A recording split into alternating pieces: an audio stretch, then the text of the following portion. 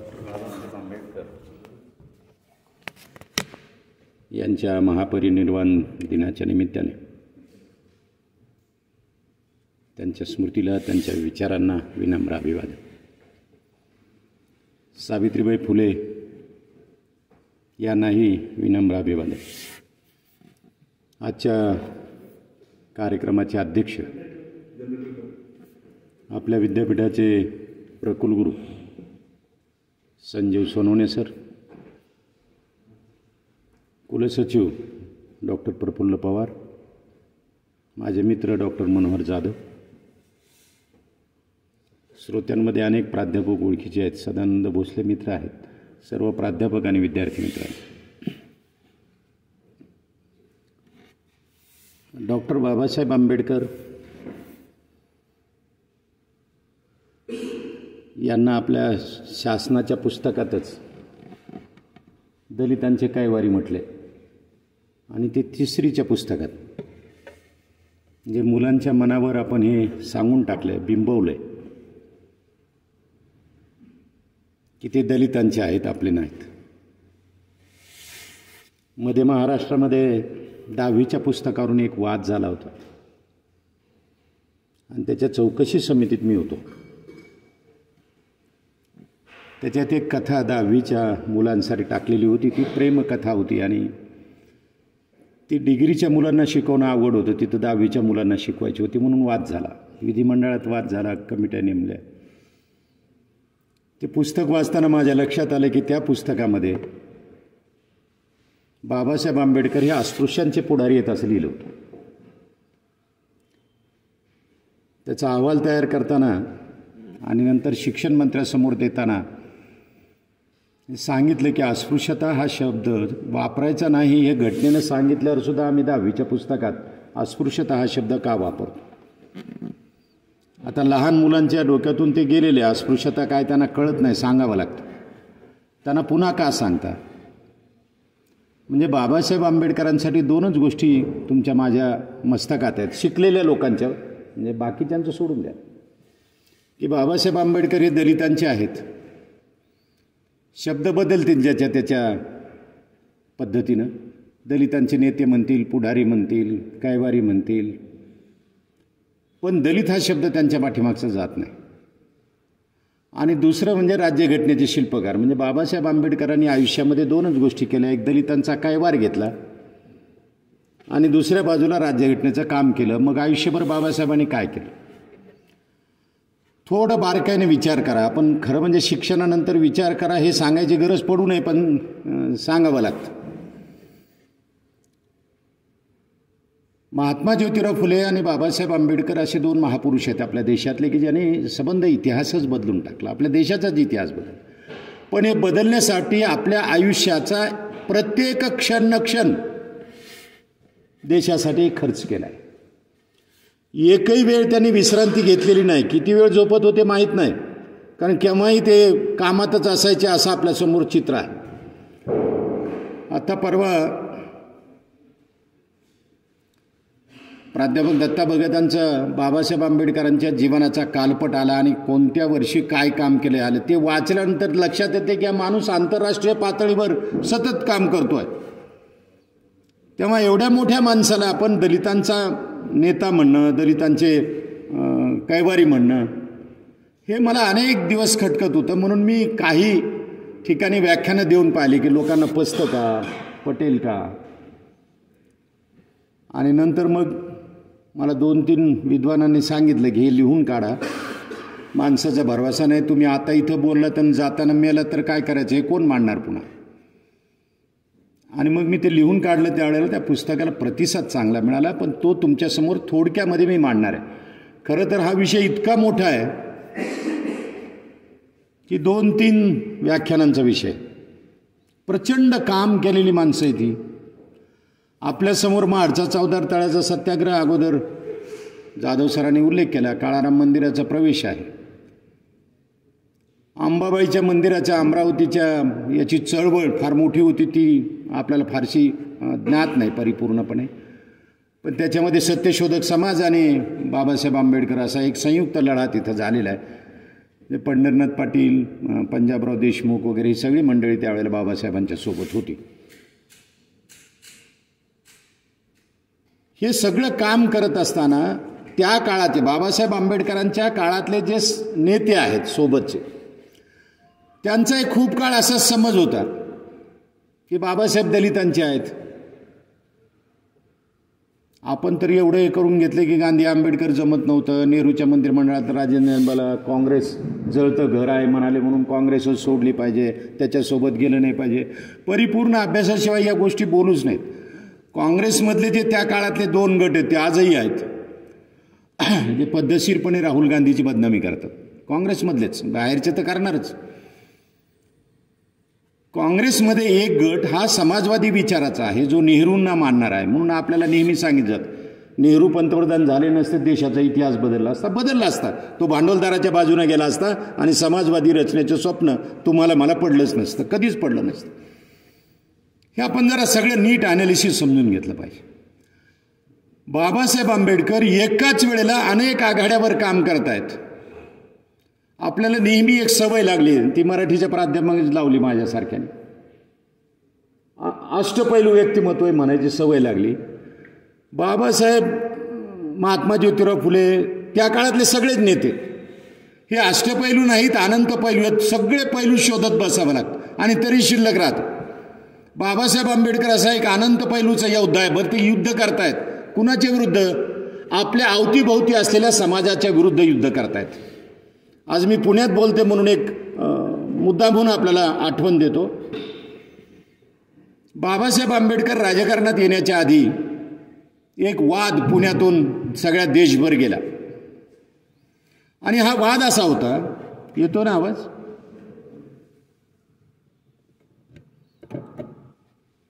हा वाद असा होता, सामाजिक सुधारणा आधी का राजकीय सुधारणा आधी, सामाजिक स्वातंत्र्य आधी का राजकीय स्वातंत्र्य आधी. इतका वाद चालला. त्यात आगरकर होते, टिळक होते, सगळेच त्या काळातले दिग्गज चर्चा करत होते. एक बुद्धिमान माणूस आणि संबंध देश समजलेला माणूस ज्या वेळेला नुकताच राजकारणात आला होता, त्या माणसानं याचं उत्तर अत्यंत सुंदर पद्धतीनं दिलं आणि ते नावे डॉक्टर बाबासाहेब आंबेडकर. याची चर्चाच आपण कधी केली नाही. आजही अनेक जण झापड लावल्यासारखं सांगून टाकतात की ते बरोबर होतो, आधी सामाजिक सुधारणा झाल्या असतं तर बरं झालं असतं. आपला समाज सुधारतच नाही, तोच वाद बरोबर होता आणि सामाजिक सुधारणाच आधी पाहिजे होत्या. याचं उत्तर बाबासाहेब आंबेडकरांनी अत्यंत सुंदरपणे दिलेलं आहे. बाबासाहेब आंबेडकर म्हणतायत, राजकीय सुधारणा किंवा राजकीय स्वातंत्र्य आणि सामाजिक सुधारणा किंवा सामाजिक स्वातंत्र्य या वादात जाण्याची गरज नाही. आम्हाला सामाजिक सुधारणा पाहिजे आहेत, आम्हाला सामाजिक स्वातंत्र्य पाहिजे आहे, पण ते राजकीय स्वातंत्र्य आल्यानंतर आम्ही करणार आहोत. म्हणजे या वादात पडण्याची गरज नाही. आमच्या असं सत्ता द्या, आम्ही सगळं करू ना, तुम्ही कशाला चर्चा करताय? एकदा आमच्या हातात सत्ता द्या, मग आम्हाला पुढे काय करायचं ते आम्ही ठरवू, आमच्या देशाच्या दिशा आम्ही ठरवू. बाबासाहेब आंबेडकर हे सांगतायत 1924ला. बाबासाहेब आंबेडकर किती व्यापक विचार करीत असतील सुरुवातीपासून हे आपल्या लक्षात येईल. आपण संविधान सभेतल्या चर्चा फारशा वाचत नाही, म्हणजे राज्यशास्त्राचे लोक वाचत असतील, बाकीच्या आपण त्या याच्यात पडत नाही. जेवढे संदर्भ कामाला आले तेवढे आपण घेतो आणि पुढे जातो. तो स्वतंत्रपणे वेगवेगळ्या विषयाचा आहे. कारण परवा एका आदिवासी माणसाशी मी बोलत होतो, एका लेखकाशी बोलत होतो. मी असं म्हणालो की कोणता शब्द वापरायचा आदिवासींसाठी, तेव्हा ते म्हणाले अनुसूचित जमाती आणि ट्राईब्स एवढा शब्द, शेड्यूल ट्राईब्स एवढा शब्द बरोबर आहे. त्याचा तर खूप वाद चालू आहे. आंबेडकरांनी हा चुकीचा शब्द दिला इथपासून. तेव्हा ते म्हणाले, ज्याने घटना समितीमधल्या चर्चा वाचल्या असतील, कारण सगळ्यांनी वेगवेगळे शब्द सुचवले होते, त्याला बाबासाहेब आंबेडकरांनी जे उत्तर दिलंय ट्राईबसाठी, की मी ट्राईब शब्द का वापरतोय, जमाती हा शब्द का वापरतोय, ते वाचलं की मग लक्षात येतं की किती वैज्ञानिक दृष्टिकोनातून डॉक्टर बाबासाहेब आंबेडकर विचार करत होते, शास्त्रीय पद्धतीने विचार करत होते. बाबासाहेब आंबेडकरांचा कोणत्या विषयाचा अभ्यास नव्हता हाच प्रश्न आहे. बाबासाहेब आंबेडकर आमच्या देशाच्या संविधान सभेत येऊ नयेत अशी फार लोकांची इच्छा होती. फार लोकांची म्हणजे त्या काळातला काँग्रेसचा जो भांडवली सरंजामदारी सामंती प्रवृत्तीचे लोक होते त्यांचाच विरोध होता. जिथं संविधान सभेची बैठक होईल तिथं खिडकीतून सुद्धा बाबासाहेबांना पाहता येऊ नये, फटीतूनही पाहता येऊ नये अशी चर्चा ते करत असत. बाबासाहेब आंबेडकर निवडून आले बंगालमधून, संविधान सभेमध्ये पोहोचले. निवडून येण्याची पद्धत मजेशीरच होती, त्याच्यामुळे त्यांना निवडून येणं अवघड होतं.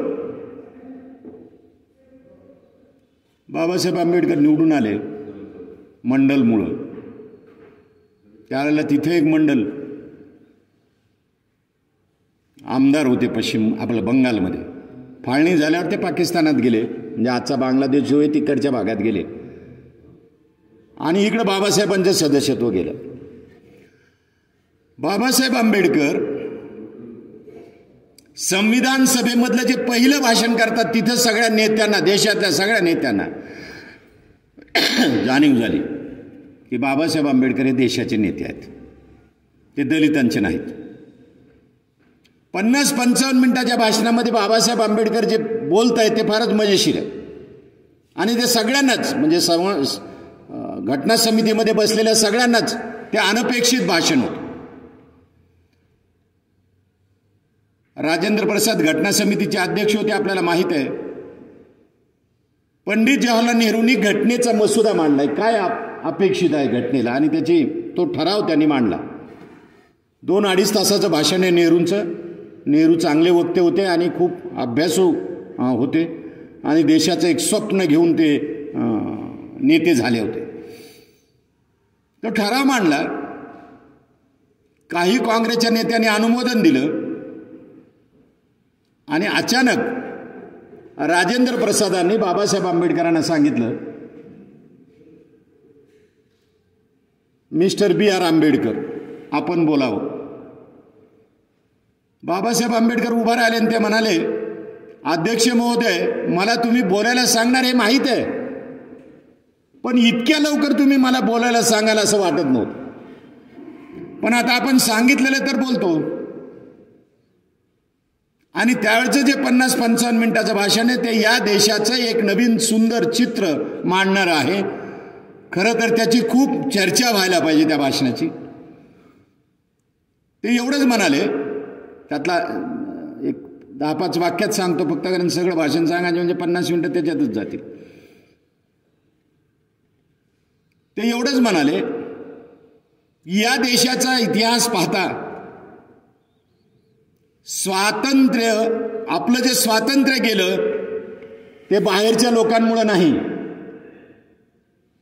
आपल्या देशातल्या लोकांमुळेच गेलं. कुणी राजा व्हायचं, कुणी मुख्य व्हायचं देशाचा, याच्यातला आपसातल्या विसंवादामुळे आपण बाहेरच्यांना निमंत्रणं दिली आणि त्यांना राजा केलं, आणि आम्ही त्यांचे गुलाम झालो. त्याच्या विरुद्ध लढणाऱ्यांची संख्या कमी झाली. त्यांनी सगळं नावासहित सांगितलं, कोण लढले, कोणी निमंत्रणं दिली, सबंध इतिहास बाबासाहेबांनी सांगितलेला.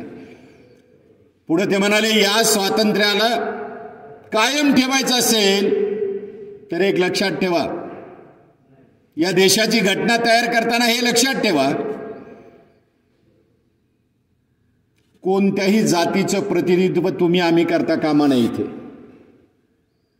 कोणत्याही धर्माचं, कोणत्याही भाषेचं, कोणत्याही प्रांताचं, कोणत्याही संप्रदायाचं प्रतिनिधित्व इथं करायचं नाही. इथं देशाचं प्रतिनिधी म्हणूनच आपल्याला काम करायचं आहे. बाबासाहेब लपवत काही नव्हते, जे आहे ते स्पष्टपणे बोलत होते.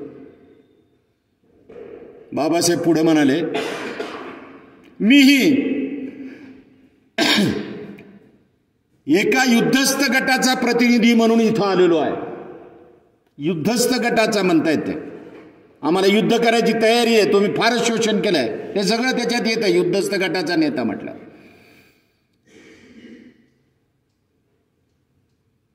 पण मी हे सगळं बाजूला ठेवायला तयार आहे, कारण देश महत्वाचा आहे. या देशात एकात्मता जर निर्माण झाली तर हा देश खूप मोठा आणि सामर्थ्यशाली होऊ शकतो. हे भाषण जेव्हा बाबासाहेबांनी संपवलं तेव्हा सभागृहातले 300 सभासद नुसत्या टाळ्या वाजवत होते. बाबासाहेबांनाच कळे ना की इतक्या टाळ्या का वाजवत आहेत, कारण बाबासाहेब ही भूमिका नेहमीच मांडत आलेले होते. पण ते सभागृहाला नवीन होतं आणि प्रभावी करणार होतं. बाबासाहेब प्रभावी बोलत असत. आपलं म्हणणं जे आहे तो युक्तिवाद अत्यंत उत्तम पद्धतीने करत असत. आणि बाबासाहेब आंबेडकरांचं हे भाषण ऐकून सगळ्या जणांनी टाळ्या वाजवल्या आणि सांगितलं की हे खरंच देशाचे नेते आहेत. पुढे त्यांचं सदस्यत्व गेलं आणि मग त्या भाषणाचा परिणाम म्हणून सगळ्यांना वाटलं बाबासाहेब पाहिजेत, आणि मग पुन्हा त्यांना निवडून आणलं आणि पुन्हा बाबासाहेब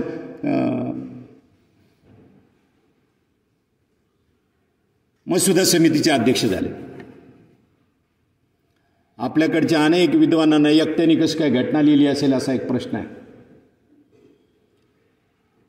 मला एका प्रोफेसरनं हा प्रश्न विचारला. प्रोफेसर म्हणजे विद्वान आहे असं गृहीत धरलं जातं, असतं की नाही हा भाग वेगळा आहे. मी प्रोफेसर राहिलोय म्हणून मी काय मोठेपणानं मिरवत नाही. खरं म्हणजे प्रोफेसर म्हणजे विद्वान म्हटलं त्याचे सगळे अहंकार आणि सगळं बाजूला जायला पाहिजे. जात धर्म पंथ भाषा याचे सगळे भेद संपून मी तुमच्यासमोर उभा आहे आणि मला सगळ्या विषयाचं किमान माझ्या विषयाचं तरी परिपूर्ण ज्ञान आहे हे सांगणारं प्रतिनिधित्व प्रोफेसरचं असलं पाहिजे. त्या प्रोफेसरनं विचारलं की बाबासाहेबांनी एकट्यानेच घटना लिहिली का? म्हणलं मग कोणी लिहिली? साधा प्रश्न. त्यानं म्हणलं मसुदा समितीमध्ये 7 सदस्य होते, 2 मेले, एक दुसऱ्या देशात उपचारासाठी गेला अमेरिकेला, राहिले किती? एक गावाकडे होता आजारी तो आलाच नाही बैठकीला. एक संस्थानिकांचा प्रतिनिधी होता तो आमचे हितसंबंध ठेवा म्हणून इकडं मसुदा समितीत येत नव्हता आणि तिकडं मोठमोठ्या नेत्यांना भेटून आमचं काय एवढंच विचारत फिरत होता. घटना समितीमध्ये वेगवेगळ्या समित्या केलेल्या होत्या, उपसमित्या. त्यांनी त्यांचे बाळ सगळे बाबासाहेबांकडे सोपवले होते. सगळ्या चर्चा झालेल्या होत्या. यात नेहरू होते, पटेल होते. शेवटी सगळं ड्राफ्ट बाबासाहेबांना करावा लागला आणि यातल्या प्रत्येक शब्दाला सामाजिक अर्थ कसा देता येईल हे बाबासाहेबांनी पाहिलं. तेव्हा बाबासाहेब आंबेडकर असा मोठा नेता आहे की जो देशाचा विचार करतोय आणि देशातल्या सगळ्या घटकांचा विचार करतोय.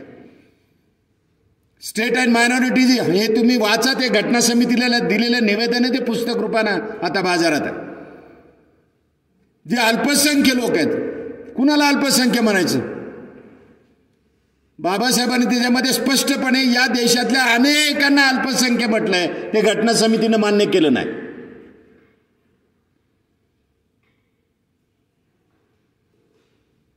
मुख्य धारा जी आहे आपल्या देशातली त्याच्यापेक्षा वेगळं ज्यांचं जीवनमान आहे त्यांना अल्पसंख्य म्हणा. मुसलमान वेगळे आहेत, त्यांचं राहणीमान वेगळे आहे, त्यांचे आचार विचार वेगळे, जगणं वेगळे म्हणून ते अल्पसंख्य आहेत. जैन आहेत, बौद्ध आहेत. तसं तुम्हाला जातीवर सुद्धा अल्पसंख्य ठरवता आलं पाहिजे असं बाबासाहेबांचं म्हणणं होतं. पण ते मान्य झालं नाही. ते मान्य झालं असतं तर आज अल्पसंख्य अत्यल्प जाती ज्या आहेत, संख्येनं अत्यल्प असणाऱ्या जाती आहेत, त्यांना कदाचित सुरक्षा मिळाली असती. आज ते बोलतच नाहीत. छोट्या छोट्या जाती बोलतच नाहीत. त्या मंडल आयोगाने एका जातीची संख्या 100 नोंदवलेली आहे. जे देशात काय 130-35 कोटी असेल त्याच्यामध्ये जर ते 100 असेल तर ते बोलतील कधी आणि त्यांचा आवाज तिथपर्यंत जाईल कधी? अशा खूप जाती आहेत. असो, बाबासाहेब आंबेडकर म्हणजे केवळ दलितांचे नव्हे, दलितांचे आहेतच. जरा वाक्य नीट लक्षात घ्या. केवळ दलितांचे नाही, दलितांचे आहेतच, पण ते देशाचेही आहेत हे जरा नीट समजून घ्या. साधा मुद्दा आहे. बाबासाहेब आंबेडकर विद्वान आहेत, जगात मान्यता मिळाली. हो, कशामुळं? अहो किती डिग्री आहेत? मग डिग्र्या जीच करा नाही होत्या. डिग्र्या खूप लोकांकडे आहेत. अनेक लोक म्हणतात डिलीट करायचे. अरे कशाला करतो, 2 पुस्तकं लिहि, लोकांपर्यंत विचार तरी जाईल ना. बरं नाही, डिलीट लावायचं. मग काय गौरव आहे त्याच्यात. मला नाही, अजूनही नाही आकलन झालं. अनेक जण करतात, करू द्यात त्यांना शुभेच्छा. डिग्र्यामुळे नव्हे, बाबासाहेब आंबेडकर जो विचार तुम्हाला मला देतात तो विचार कायम तुमच्या माझ्यासमोर असतो. मनमोहन सिंग अर्थतज्ञ आहेत हे सगळ्यांना माहीत आहे. आर्थिक मंदीला त्या अमेरिकेतल्या सगळ्या बँका 2 दिवस बंद झाल्या. तिथून फोन मनमोहन सिंगांना आला की काय करायचं, तुम्ही दौऱ्यावर या आणि आमचं गाडं जरा सुरळीत करून द्या. आणि त्यावेळेला आपल्याकडे मंदीची लाट आणि प्रचंड झटका बसण्याची शक्यता होती. त्यावेळेला मनमोहन सिंग त्याच विचारात होते की मला याच्यातून देश बाहेर कसा काढायचा. त्यावेळेला मनमोहन सिंग फटकन आठवलं आणि बाबासाहेबांचा प्रॉब्लेम ऑफ रुपी पाहिला ग्रंथ आणि ते म्हणाले सापडलं. मंदीतून बाहेर येण्याचा मार्ग प्रॉब्लेम ऑफ रुपीमध्ये मनमोहन सिंगांना सापडला आणि त्यातून देश त्यांनी बाहेर काढला. अहो, कधीचा प्रॉब्लेम ऑफ रुपी, हे कधी झालंय आणि त्याच्यातून मार्ग सापडतो. याचा अर्थ बाबासाहेब आंबेडकर जे जे लिहित आहेत ते फार पुढचं लिहित आहेत. काळाचा सगळ्या सीमा ओलांडून जेव्हा माणूस पुढचंही सांगायला लागतो तेव्हा तो माणूस मोठा असतो. विद्वत्ता तिथं असते. बाबासाहेब आंबेडकर दलितांचे जर असते ना तर त्यांच्या MAच्या, MPhilच्या आणि PhDच्या, DLitच्या, DSCच्या कुठला तरी एखादा विषय दलिताच्या संदर्भात राहिला असता. एकही विषय नाही. का बरं? MAला त्यांनी संशोधन करून डिग्री मिळवलेली हे माहीत असू द्या. पेपर नाही लिहिले त्याने, उत्तरपत्रिका लिहून नाही केलं. त्यावेळेला तो चॉईस होता कोलंबिया विद्यापीठामध्ये. तुम्हाला परीक्षा द्यायची का रिसर्च करायचं. बाबासाहेबांनी रिसर्च करायचं म्हणून सांगितलं आणि रिसर्च करून त्याने डिग्री मिळवली MAची आणि ती 2च वर्षात केली बरोबर.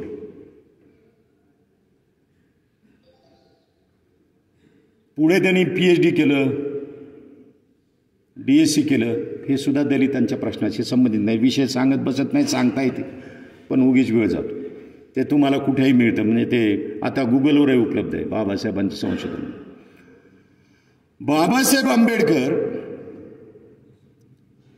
लंडन स्कूल ऑफ इकॉनॉमिक्समध्ये असताना एका बाजूला PhDचा अभ्यास करताय, DSCचा अभ्यास करत होते. त्या काळामध्ये बाबासाहेब आंबेडकरांनी पहिला रिसर्च पेपर लिहिला, तो जगात गाजला. विषय काय होता?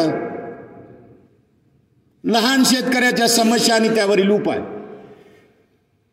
महात्मा ज्योतिराव फुल्यांनी जो शेतकऱ्याचा असूड लिहिला त्याच्यात सुरुवातीला लिहिले आम्ही हे लहान शेतकऱ्याच्या बाबतीत लिहित आहोत. बाबासाहेब आंबेडकर तेच सांगतात की लहान शेतकऱ्याच्या काय समस्या आहेत आणि त्याच्यावरचे उपाय काय आहेत. आणि हा प्रबंध, हा निबंध मला काय ते रिसर्च आर्टिकल, संशोधनाचा पेपर वगैरे म्हणायचं फारच जीवावर येतं. कारण आजकालचे वाचल्यामुळं त्याला म्हणायचं की नाही असा प्रश्न पडतो. मग तो बाबासाहेबांनी रिसर्च आर्टिकल लिहिलं, लुलेकरांनी लिहिलं, मग दोन्ही सारखे आहेत का? म्हणजे उगीच नसलेलं ना. बाबासाहेब प्राध्यापक होते, मग मी प्राध्यापक आहे असं नाही चालत ना. या देशात खूप मोठमोठे प्राध्यापक होऊन गेलेले आहेत, मग त्यांच्याबरोबर आपण थोडेच असतो. आपण फार मागे आहोत. बाबासाहेब आंबेडकरांचा हा जो निबंध आहे, हा निबंध 1919 साली जगातल्या उत्तम संशोधन निबंधाच्या 2 व्हॉल्यूम निघाले. त्याच्यामध्ये बाबासाहेबांचा तो निबंध समाविष्ट केला. हे बाबासाहेबांना विचारून नाही, त्याच्यासाठी लिहून घेतलेला नव्हता. तो प्रसिद्ध झालेला होता आणि त्यांनी तो उचलला की या गेल्या 2-3 वर्षामध्ये चांगले शोध निबंध कुणाचे आहेत आणि म्हणून ते बाबासाहेबांचा निवडला गेला. त्या दोन्ही व्हॉल्यूम मधला सगळ्यात तरुण संशोधक डॉक्टर B.R. आंबेडकर आहे. बाकी सगळे वयाने ज्येष्ठ आहेत. आणि तरी बाबासाहेबांच्या त्या निबंधाची चर्चा त्या लोकांना करावीशी वाटली या निबंधामध्ये पुणे आणि मुंबई इलाख्यातल्या शेतकऱ्यांचे प्रश्न त्यांनी संदर्भ म्हणून वापरलेले आहेत. जो सर्वे झाला त्याची आकडेवारी दिलेली आहे. का बरं बाबासाहेबांना शेतकऱ्यांच्याबद्दल प्रेम वाटलं? का बरं लिहावंसं वाटलं? बाबासाहेबांना माहीत आहे शेतकऱ्याचे प्रश्न सुटल्याशिवाय आमच्याकडं सगळे प्रश्न संपणार नाहीत. मुळात आपल्या देशातले शेतकऱ्याचे प्रश्न जो सोडविल तो देश सुखी करील असा त्याचा अर्थ आहे. पण आमच्याकडे शेतकऱ्याचे प्रश्न सोडवायचे नाहीत असं चित्र दिसत आहे. बाबासाहेब स्वतः म्हणतायत किती इंडस्ट्री उभारा, छोटे उद्योग उभारा की मोठे उद्योग उभारा, या देशातली बेकारी संपणार नाही. जास्त काम देण्याची, जास्त रोजगार देण्याची क्षमता फक्त शेतीमध्ये आहे. आणि त्याला काय काय पुरवण्याची गरज आहे हे ज्योतिराव प्रमाणे बाबासाहेबांनी सुद्धा सांगितलं. पण आम्ही ते करू शकलो नाहीत. हर घर तिरंगा लावल्याने शेतकऱ्याच्या आत्महत्या थांबत नसतात. आणि एखाद्या मुख्यमंत्र्यांनी आत्महत्याग्रस्त मुक्त महाराष्ट्र करायचं म्हटलं ते मुक्त होत नसतं. गेल्या 11 महिन्यामध्ये मराठवाड्यामध्ये 1000 आत्महत्या झालेल्या आहेत. तुम्ही अंदाज करा काय चालू आहे. म्हणजे ते विदर्भ अजून वेगळा राहिला. त्या फुलेंचं एक वाक्य ते बाबासाहेबांनी कसं पूर्ण केलं हे लक्षात घ्या तुम्ही. फुले असं म्हणाले होते, ज्याच्या शेतात पाणी त्याला ऐश्वर्य. किती सुंदर वाक्य, कुठेही लिहून ठेवा. ज्याच्या शेतात पाणी त्याला ऐश्वर्य. बाबासाहेब त्याचं विवेचन करत नाहीत नुसतं, तर ते मंत्री झाल्यावर तर त्याच्यामध्ये मैदानात उतरतात. नदीजोड प्रकल्प त्यांनी सांगितला ना, आता ते सगळे म्हणतात नाही आम्हाला करायचं ना, आमच्या पंतप्रधानाची इच्छा आहे आणि आमच्या पक्षाचं धोरण आहे. नद्या काय झाले माहिती का, ते बाबासाहेब आंबेडकर मंत्रिमंडळामध्ये गेले मजूर मंत्री म्हणून. आणि त्यावेळेला दुसरं महायुद्ध नुकतंच संपलं होतं आणि जगभर पाण्याच्या प्रश्नाची चिंता सुरू झाली होती. आणि त्यामुळं पाटबंधारे खातं निर्माण केलं, इरिगेशन डिपार्टमेंट निर्माण केलं. त्याचे पहिले मंत्री, देशाचे पहिले इरिगेशन मिनिस्टर बाबासाहेब आंबेडकर. आणि त्यांनी सबंध देशातल्या नद्यांचा नीटपणे अभ्यास करून प्लॅन तयार करून ठेवलेला आहे, जो सुखदेव थोरातांनी तुमच्या माझ्यासमोर आणलेला आहे. आपण जरा बारकाने ते पाहावं कुठल्या कुठल्या नद्या जोडायच्या आहेत. त्यांचं म्हणणं आहे तिकडे इतका पूर येतो की सगळं वाहून जातं आणि इकडे पाऊसच पडत नाही म्हणून दुष्काळ पडतो. हे संपवायचं असेल तर नद्या जोडाव्या लागतील. नुसतं पाटबंधारे मंत्री असून जमत नाही, धोरण ठरवावं लागतं. तेच धोरण अजूनही चालू आहे आपलं. स्वातंत्र्यपूर्व काळात आंबेडकरांनी ठरवून दिलेलं धोरण आजही चालू आहे. खूप संघर्ष करा, माहितीच नाही आपल्याकडं. नद्या किती आहेत याचीच माहिती केंद्राकडे नव्हती, ती जमा करायची म्हणजे ते एक नवीन संघर्ष सुरू झाला. आपण कसे विचार करतो लक्षात घ्या. एक संदर्भ सांगतो सहज, तो लेखी आहे. पंजाबमध्ये एक इंजिनियर फारच हुशार आहे अशी बाबासाहेबांना माहिती मिळाली. बाबासाहेबांनी त्याला निरोप पाठवला. या देशाचा मंत्री निरोप पाठवतोय इंजिनियरला की तुम्ही येऊन माझ्यासोबत काम करा. तो इंजिनियर आपल्या मित्रांना सांगत होता मला निरोप आलाय कसं करू. ते तर महाराबरोबर मी काम करू का. पंजाबमधला माणूस विचार करतोय. आपण नेहमी विचार काय करतो, तामिळनाडू केरळ महाराष्ट्र वेगळा आहे आणि पंजाब थोडा अजून वेगळा आहे. सांस्कृतिक दृष्ट्यासुद्धा वेगळे पण आहे. जिथं जाती संपवण्याच्या दृष्टीने शीख संप्रदायाचा धर्माचा उदय झाला, तिथला इंजिनियर विचार करतोय की मी महाराबरोबर काम करू का. ते बाबासाहेबांना कळाल्यावर बाबासाहेबांनी त्याला पुन्हा निरोप दिलाय की मी मंत्री आहे देशाचा, तू सहज जर रुजू झाला नाही, जॉईन झाला नाही तर तुला कसं जॉईन करून घ्यायचं हे मला माहिती आहे. आणि घाबरलेल्या, आपण सगळे शिकलेले लोक घाबरलेलेच असतो नेहमी. जी सत्ता येईल त्या सत्तेला शरण जाणारे लोक आहोत आपण. सत्ता कोणती येऊ. मी खूप लोक पाहिलेत जवळचे साहित्यिक, काँग्रेसवाले असताना त्याच्याकडे होते. आता काय फडणवीसाचं सरकार आहे सध्या चालू, त्याच्याकडे चालू आहेत. तुम्ही शिंदे फडणवीस म्हणत असाल, सरकार शिंदे फडणवीसच आहे पण प्रत्यक्षात फडणवीसच आहे. तिथे जाऊन भिडलेत लोक की बा आम्हाला याच्यावर घ्या, आम्हाला त्याच्यावर घ्या. कशाला जाता तिथं? काय होणार आहे तुमचं? कारण 2015ला मराठी भाषेचं 25 वर्षाचं धोरण डॉक्टर नागनाथ कोत्तापल्ले यांच्या अध्यक्षतेखाली असलेल्या समितीनं, त्यात मी होतो, ते दिले, ते अजून तसंच पडू नये. मग कशाला जायचं समितीवर? तरी असो, तो इंजिनियर जॉईन झाला आणि तो इतका बुद्धिमान होता की बाबासाहेब सांगतील त्या पद्धतीने तो सगळं काम करत होता. तुम्ही जर कधी दामोदर खोऱ्यामध्ये गेलात तर 3-4 राज्याचं जे हिरवगार रूप झालेलं आहे, मी जाऊन आलो त्या दामोदर खोऱ्यात, ती दुःखाची नदी होती. 3-4 राज्यामध्ये प्रचंड पूर यायचा, त्याचं पाणी गतिमान होतं, पिकं तर वाहून जातच होती, शेती वाहून जात होती, गावही पोटात घेऊन ती नदी जात होती. 60-65 वर्षे बाबासाहेबांच्या आधी या नदीचा विचार झाला होता की हिला घाट बांधले पाहिजेत म्हणजे पाणी वर येणार नाही. आणि काही जणांनी तो प्रयत्न करून पाहिला होता घाट बांधून. त्या नदीला जेव्हा पूर आला तेव्हा ते घाटही त्या याच्यात वाहून गेले. बाबासाहेबांनी सांगितलं ही नदी अनेक ठिकाणी अडवावी लागेल. 3 दिवस फक्त कलकत्त्यामध्ये बैठक घेतली, त्या भागातल्या प्रमुखांची सांगितलं धरणं होणार, आणि दामोदर खोऱ्याचं धरण केलं आणि 3-4 राज्य सुखी झाले. हे ब्रिटिशांच्या काळात निर्णय घेऊन अंमलबजावणी केली. किती नद्या सांगायच्या?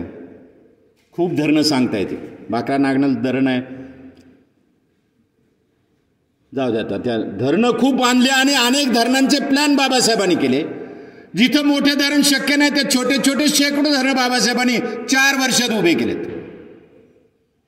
पण हे धोरण ठरवतानाचा मुद्दा महत्त्वाचा आहे. ते धरणं बांधतील, आताही बांधणं चालूच आहे. महाराष्ट्र असं राज्य आहे की जिथं देशात सगळ्यात जास्त धरणं आहेत, पण पंजाबमध्ये सगळ्यात जास्त ओलिताखाली जमीन आहे. आपल्याला सगळ्याला माहीत आहे, मी तपशील सांगण्याची गरज नाही. त्यांनी बहुउद्देशीय धोरण दिले यासाठी. ते म्हणाले पाणी नीट अडवलं पाहिजे. आपल्याकडे नद्यांना पवित्र समजायची सवय लागली. ह्याच्यात आंघोळ केले की पापं जातात, त्याच्यात आंघोळ केली. कसे पापं जातील? ते तुमच्यापेक्षा हुशार असतील ना, असतीलच तुमच्या कल्पनेत पापं कुठं. तर तुम्ही नदीत डुबकी मारलं, ते पापं वर तरंगत असतील. तुम्ही वर आले की पुन्हा तुमच्या छाताडावर बसून घरी येतील. ते जातील कुठं? ती नदी कशाला घाण करताय? मला गंमतच वाटते. नद्या स्वच्छ करण्याची मोहीम, हजारो कोटी रुपये खर्च. अरे तुम्ही घाण करता तुमचे पाप धुण्यासाठी आणि पुन्हा त्याच्यात देशाच्या लोकांचे पैसे टाकतात. बाबासाहेबांनी सांगितलं की धरण अडवायचं तर पाणी देण्यापुरतं नव्हे, पाणी तर शेतीला मिळालंच पाहिजे. नंबर 1, बाबासाहेब प्रत्येक वेळेला शेतीचा मुद्दा काढतायत. शेतीला आधी पाणी द्या. 2, शक्य त्या धरणातून वीज निर्मिती करा, कारण आमच्या देशामध्ये चांगला कोळसा मिळत नाही, म्हणून कोळशातून वीज निर्माण करणं अवघड आहे, हे बाबासाहेबांना माहीत आहे. म्हणून ते सांगतात की चांगला कोळसा मिळत नाही, म्हणून विजेवरची पाण्यावरची वीज निर्माण करा आणि ती स्वस्तही पडते. 3, त्याची पर्यटन स्थळं होतील असं पहा, म्हणजे लोक तीर्थाटनाला जायचं तर धरणं पाहायला जातील. नाही तर 4 धाम यात्रा चालू देत आमच्या देशात. अजूनही आम्ही ते धरणाकडे वळू शकलो नाही. सुंदर धरणं उभी केली तिथं. ते पर्यटन स्थळ होईल यासाठी तिथं सुंदर पद्धतीची बांधणी करा की लोक तिथं आकर्षित होतील. या पद्धतीची सूत्र सांगून त्यांनी आमचं जलधोरण ठरवलं. भारतीय राज्यघटनेमध्ये एक कलम आहे, या देशातल्या पाण्याचं वाटप कसं करायचं.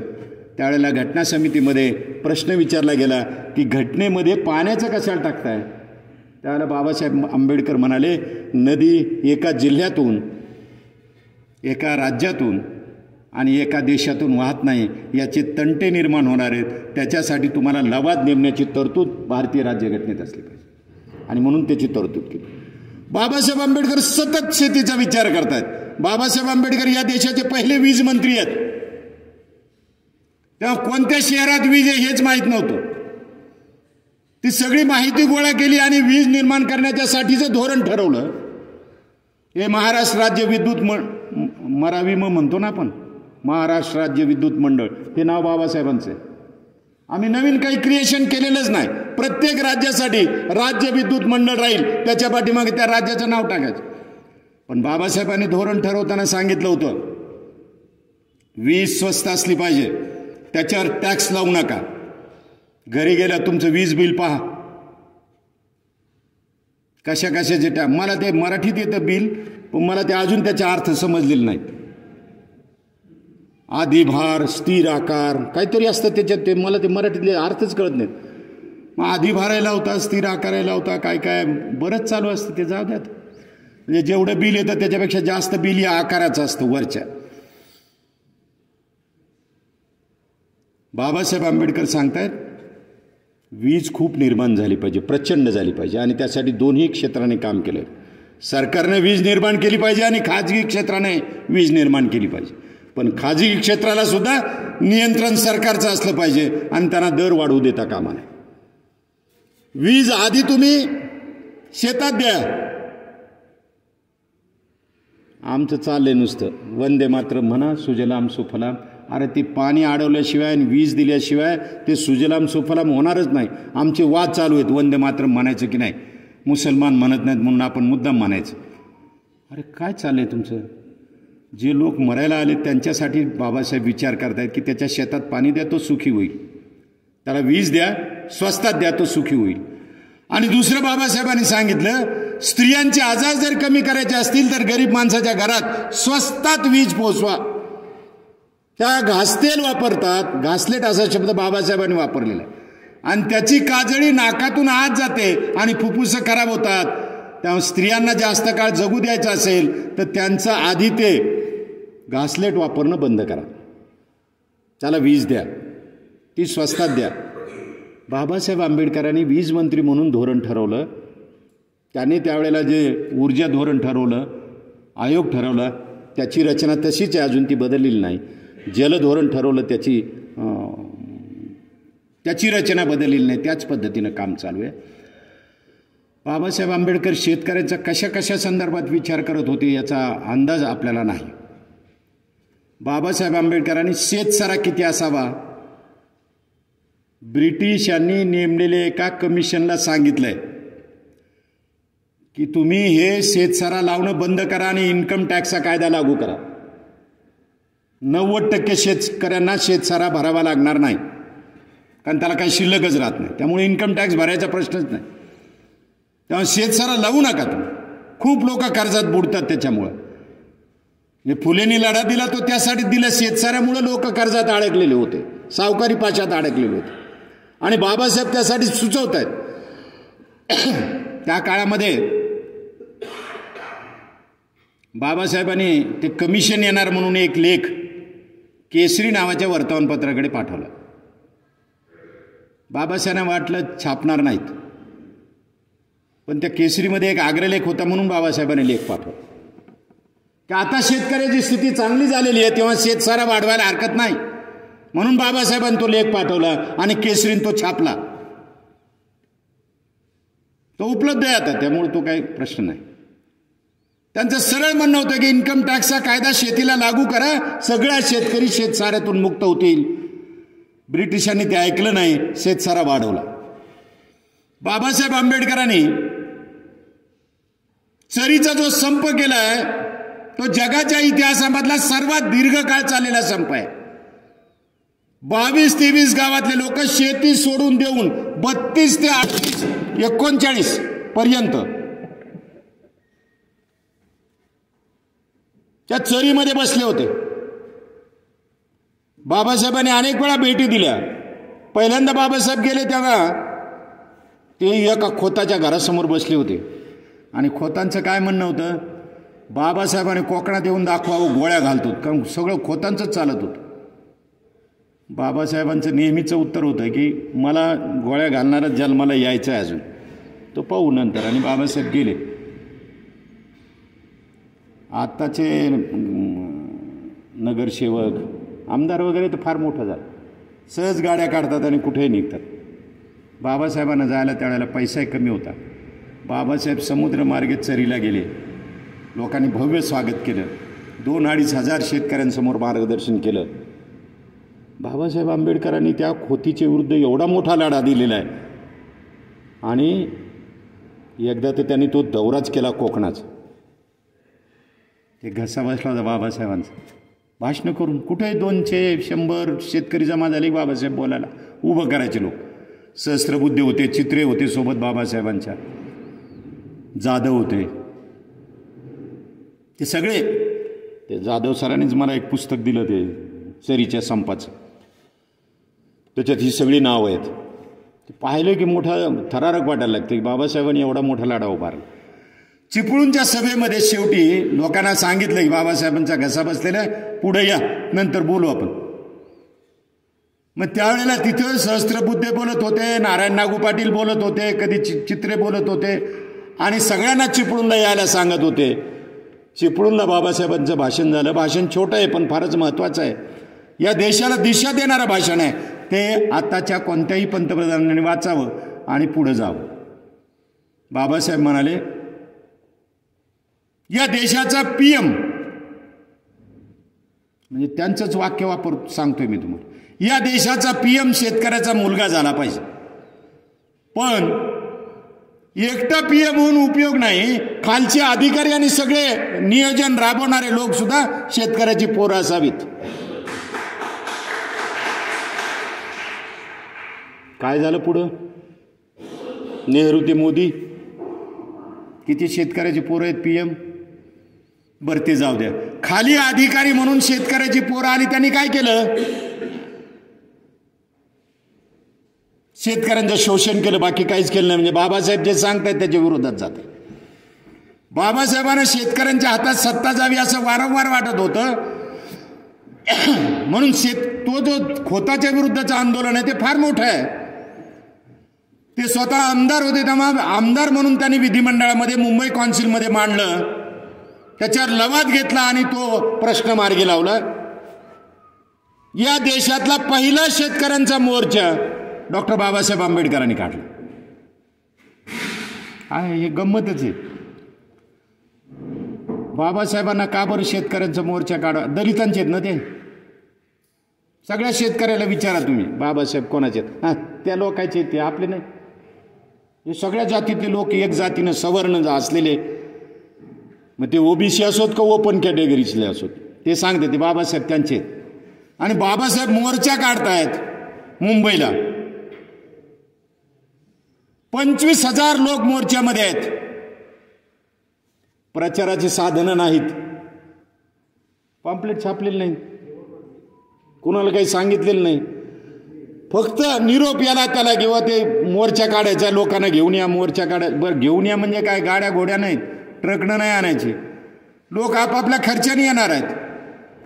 25,000चा मोर्चा जेव्हा निघाला तेव्हा नारायण नागू पाटील, बाबासाहेब आंबेडकर हे सगळे मोर्चाचे नेतृत्व करत होते. सहस्त्रबुद्धे, चित्रे, खडके बुवा हे पुढे चाललेले, पाठीमागं 25,000 शेतकरी घोषणा देत होते.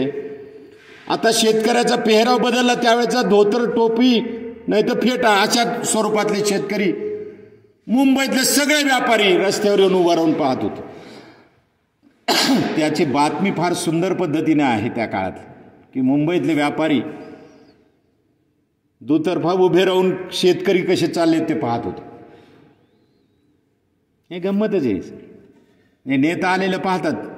म्हणजे इंदिरा गांधीपर्यंत तरी लोक पाहायचे, पण आलेत पंतप्रधान, रस्त्याला उभा राहून पाहायचे की चला. इथे शेतकऱ्याला पाहतायत, बाबासाहेब पुढे आहेत. मुख्यमंत्र्याला त्यावेळेच्या निवेदन दिलं. 1938चा मोर्चा आहे. निवेदन दिल्यावर परत आले आणि त्याचं सभेत रूपांतर झालं. सहस्त्रबुद्धे उभे राहिले, चित्रे उभे राहिले, नारायण नागू पाटील उभा राहणार होते, तर लोक टाळ्या वाजवत होते की तुमचे भाषण नको आहेत आम्हाला बाबासाहेबांचं भाषण आहे. आणि अक्षरशः नारायण नागू पाटील उभा राहिले आणि ते एवढंच म्हणाले. लोक पुन्हा टाळ्या वाजवायला लागले. ते म्हणाले, मी बोलणार नाही, मी आपले नेते बाबासाहेब आंबेडकर यांना विनंती करतो की त्यांनी मार्गदर्शन करावं. आणि बाबासाहेब त्यावेळेला सुरुवातीला म्हणाले, तेवढंच सांगतो, म्हणजे तुमच्या माझ्या डोक्यातलं जे दलितांचे आहे ते निघून जाईल. बाबासाहेब असं म्हणाले, तुम्ही माझ्यावर विश्वास ठेवून या मोर्चामध्ये सामील झालात, या धनगर आहेत, माळी आहेत, मराठा आहेत, ब्राह्मण आहेत, मुसलमान आहेत, जातीचेच उल्लेख केलेत बाबासाहेबांनी डायरेक्ट। या सगळ्या जाती धर्माच्या लोकांनी माझ्यावर विश्वास ठेवला म्हणून मी तुमचा आभारी आहे। पुढे ते म्हणाले, तुम्ही गुजरातीतून आलात, म्हणजे सुरत, नवसारी वगैरे त्या भागातून लोक आले होते। सातारा, सांगली, कोल्हापूर, नगरमधून आलात, नाशिकमधून आलात। आता एकच करा, जात विसरा, तुमचं राज्य येईल। बाबासाहेब आंबेडकर पुन्हा सांगतात शेतकऱ्यांचं राज्य आलं पाहिजे। हा मोर्चा भारतभर चर्चेचा विषय झाला। शेतकऱ्याच्या बाजूने इतके प्रश्न बाबासाहेबांनी मांडलेले आहेत, त्या सगळे प्रश्न मी सांगत नाहीत, फक्त काही नोंदी मी तुमच्या समोर सांगितल्या की या अर्थानं बाबासाहेब शेतकऱ्यांचे नेते आहेत आणि आपण ते नीट समजून घेतले पाहिजेत। शेतकऱ्यांनाही नीट सांगितलं पाहिजे। मला वाटतं हे शेतकऱ्यांना जर कळालं असतं तर आमच्या विद्यापीठाचं जेव्हा नाव बदललं तेव्हा एवढा हिंसाचार झाला नसता, कमी तरी झाला असता कमीत कमी, किंवा नाही। बाबासाहेब आंबेडकरांनी शेतकऱ्याचे एवढे प्रश्न बारकाईने मांडलेले आहेत आणि ते तडीला लावलेले आहेत, नुसते मांडले नाहीत। अहो, बाबासाहेब आंबेडकर आमदार म्हणून निवडून गेले तर फेब्रुवारीच्या 28च्या बजेटवर बोलताना विधिमंडळात बाबासाहेब काय म्हणाले ते काही पूर्ण झालं नाही अजूनही। बाबासाहेब म्हणाले, तुम्ही जे बजेट मांडलं, म्हणजे ब्रिटिश सरकारनं जे बजेट मांडलं की इथल्या गव्हर्नरनं, काय नवीन आहे त्यात? तुम्ही म्हणतात आरोग्याच्या सुविधा देऊ, शिक्षणाच्या व्यवस्था करू, ही तर तुमची जबाबदारी आहे, यात नवीन काहीच नाही। शिक्षण तुम्हाला द्यावं लागेल, आरोग्याच्या सुविधा द्याव्या लागतील, ही तुमची जबाबदारी आहे। अजून एक मुद्दा तुम्ही ऍड केला की आम्ही सडका करतोय, रस्ते करतोय। रस्ते केलेच पाहिजेत, दळणवळण कसं वाढेल? बाबासाहेबांना त्यात आश्चर्य वाटत नाही। आपण चर्चा काय करतो, काय सुंदर रस्ता बांधलाय, अरे त्यामुळे लोकांचं जीवन किती बदललं याचा आधी महत्वाचं, हे महत्वाचं आहे। मग बाबासाहेब आंबेडकर म्हणतायत, शेतामध्ये काम करणारा जो शेतमजूर आणि शेतकरी आहे त्यांची हाडं लवकर निकामी होतात, म्हणून शेतामध्ये काम करणाऱ्या, प्रत्यक्ष काम करणाऱ्या 60 वर्षाच्या बाईला आणि 65 वर्षाच्या पुरुषाला पेन्शन मिळालं पाहिजे। बाबासाहेबांची एका अर्थतज्ञाची मागणी काय, शेतकऱ्यांना आणि शेतमजुरांना पेन्शन द्या तर ते सुखानं जगतील, कारण त्यांच्या हाडं गेलेली आहेत, सांधे निकामी झालेले आहेत। बाबासाहेबांनी ही मागणी नंतर पुन्हा एका अर्थसंकल्पाच्या वेळेला केलेली आहे। बाबासाहेब आंबेडकर किती शेतकऱ्याच्या बाजूने बोलतायत याच्यावरून अंदाज तो आपल्याला येईल। सगळा तपशील सांगण्याच्या ऐवजी मी दुसऱ्या मुद्द्याकडे वळतो। बाबासाहेब आंबेडकर शेतकऱ्याचे नेते आहेत हे लोकांना सांगण्याची गरज आहे, हे आपण लक्षात घ्या। म्हणजे आज गेल्या वर्षी एक बातमी होती, आंबेडकर जयंतीच्या मिरवणुकीला विदर्भामध्ये एका गावात विरोध झाला। अरे हे काय म्हणजे इतकं गमतीशीर आहे। मी ते आंबडला होतो, बाबासाहेब आंबेडकरांची जयंतीची मिरवणूक गावातून काढणार होते। मी म्हणलं आपण असं करू, शिवाजी महाराज जयंती बाबासाहेबांची एकत्र करू आणि 4-5 दिवस कार्यक्रम घेऊ। काही लोकांनी ते मान्य केलं। माझ्या लक्षात असं आलं, शिवाजी महाराज जोडले की पैशाचे आज जमा झाले, जयंती उत्सवासाठी पैशाचे आज जमा झाले। आंबेडकर जयंतीला एवढे होत नव्हते जेवढे शिवाजी महाराज जोडल्याबरोबर प्रचंड पैसा जमा झाला।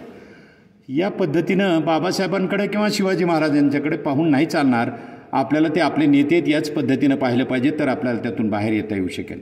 बाबासाहेब आंबेडकर ज्या पद्धतीनं शेतीचा विचार करतायत, विजेचा विचार करतायत, पाटबंधारे विकसित करण्याच्या संदर्भातला विचार करतायत, तसं बाबासाहेब आंबेडकर या देशातल्या बाकीच्या विकासाच्या संदर्भात खूप मोठा विचार मांडतायत। नंबर 1, या देशात कुणाच्याही गणतीला नसलेला एक वर्ग आहे, कुणाच्याच गणतीत नसलेला, आणि त्याचं नाव आहे ओबीसी। कारण ओबीसीचा मुद्दा मांडल्याबरोबर देशातले नेते म्हणाले काय असतं हे, आम्हाला एससी माहिती आहे, एसटी माहिती आहे, पण हे ओबीसी आणलं कुठून? ते किराणा मालासारखे ते लोक, धने आणले काय, नाही आणले काय, जिरे असले काय, नसले काय, एखादी वस्तू राहिली तरी चालते, तशी एखादी जात बाजूला सोडून दिली तरी चालते. या ओबीसीना ओबीसी ही आयडेंटिटी भारतीय राज्यघटनेमध्ये बाबासाहेब आंबेडकरांमुळे मिळाली. ओबीसीनं विचारा जरा बारकाईनं, जे वाचणारे वगैरे सोडून द्या, ते जरा सावध बोलतात, पण जे बेसावधपणे बोलतात ते फार सुंदर असतं त्यांचं. बरं, त्यांना फुलेही चालत नाही.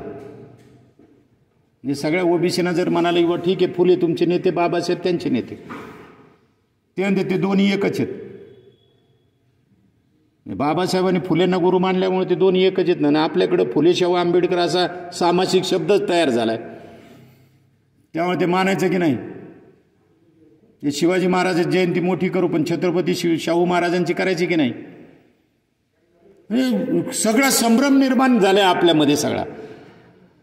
या ओबीसीला आयडेंटिटी दिली पाहिजे आणि त्यांचं प्रचंड शोषण झालेलं आहे, कारण त्यांच्याकडे उत्पन्नाची साधनं नाहीत. एक लक्षात आहे, लोक अलीकडे एक फारसा आणि तो कोर्टाने मान्य केले, ते काहीच करावं. बरं, ते सुप्रीम आहे, बोलायचं नाही ना. आपल्याकडे संकेत असा आहे की सुप्रीम असलं की बोलायचं नाही. आर्थिक निकषावर द्यायला काय हरकत आहे. अरे आर्थिक निकषामुळं आपलं तुमचं जे मागासलेपण आहे ते मागासलेपण जातीमुळे आलेलं आहे का. एससीला उत्पन्नाची साधनं जर दिली असती तर मला नाही वाटत त्यांच्यात दारिद्र्य राहिलं असतं, कारण कष्टाची तयारी मुळातच त्यांची होती. त्यांच्याकडे शेती नाही, बाकीची उत्पन्नाची साधनं नाहीत. जसजशी त्यांना उत्पन्नाची साधनं मिळायला लागली तसं त्यांचं स्थिती बदलायला लागली. आदिवासी का बरं मागासलेले आहेत, उत्पन्नाची साधनं नाहीत म्हणून. त्यांनी जंगलात काढलेली जी शेती आहे 2-4 एकर, ती सुद्धा सरकार त्यांच्या नावावर करायला तयार नाही. कोणतंच सरकार, भारत सरकार नाही आणि राज्य सरकार नाही. ते म्हणतं कागद दाखव. ते आदिवासी सांगते सूर्यदेवाची शपथ घेऊन सांगतं, कारण ते हिंदू नाही, मुसलमान नाही, कोणीच नाही, तो फक्त आदिवासी आहे. आता त्याच्या घरातही फोटो चालले देवाचे. ब्रिटिशांनी त्यांना ख्रिश्चन करण्याचा प्रयत्न केला, मोगलांनी मुस्लिम, आणि आता हिंदू करायचा प्रयत्न चालू. ज्याची सत्ता तो त्या पद्धतीनं वापरतोय त्यांना. तो फक्त जे त्याच्या शक्तीच्या बाहेर आहे त्याला देव मानतो. तो सूर्यदेवाची शपथ घेऊन सांगतो, म्हणतो की माझ्या आजोबापासून, माझ्या पंजोबापासून ही शेती माझी आहे. ते म्हणतात कागद दाखव. आता हे कागद घेऊन, विद्यापीठाच्या डिग्र्या घेऊन बाहेर पडलेले लोक फक्त कागदच मागतात. त्या डिग्र्या आपल्याला ओल्या करून द्याव्या लागतील सोनवणे सर भविष्यात, किंवा थोडा ओलावा ठेव समाजाच्या बद्दल, नाही तर काहीच खरं नाही. कोरड्या डिग्र्यांनी लोकच कोरडे झालेत. बोलावं काय, म्हणजे इतकं भयंकर आहे. आर्थिक निकषावर केलं ना तर जे आर्थिकदृष्ट्या सबल आहेत त्यांनाच प्रमाणपत्र मिळतील, बाकीच्यांना मिळणारच नाहीत. आणि म्हणून बाबासाहेब आंबेडकरांनी ओबीसी नावाचे, ज्यांच्याजवळ उत्पन्नाची साधनं नाहीत, त्यांचा एक वेगळा वर्ग केला. बाबासाहेब आंबेडकरांनी कायदेमंत्रीपदाचा राजीनामा देताना ओबीसी हे एक कारण सांगितलं की तुम्ही काहीच करत नाहीत म्हणून मी राजीनामा देतो. ओबीसीसाठी ज्या माणसानं राजीनामा दिला त्या बाबासाहेबांना आपला नेता न मानणारे ओबीसीवालेच आहेत. हे जरा समजून घ्या. जे परिवर्तनात चळवळीतले लोक आहेत ते जरा वजा करा, नाही तर मग ते ओबीसीमधल्या लोकांना असं वाटतं की त्याला आम्ही एवढं हे करतोय, अंगावर घेतोय, आणि पुन्हा तर ते जरा नीट भान ठेवूनच लक्षात घेतलं पाहिजे. मग ते तसे परंपरावादी सगळ्याच जाती जमिनीत आहे. ओबीसीची आयडेंटिटी बाबासाहेबांनी निर्माण केली. बाबासाहेब आंबेडकरांनी एसटीची आयडेंटिटी फिक्स केली. म्हणजे एसटीचंही वेगळ्या पद्धतीचं ॲनालिसिस त्यांच्या घटना समितीमधल्या कामकाजामध्ये स्पष्ट आहे.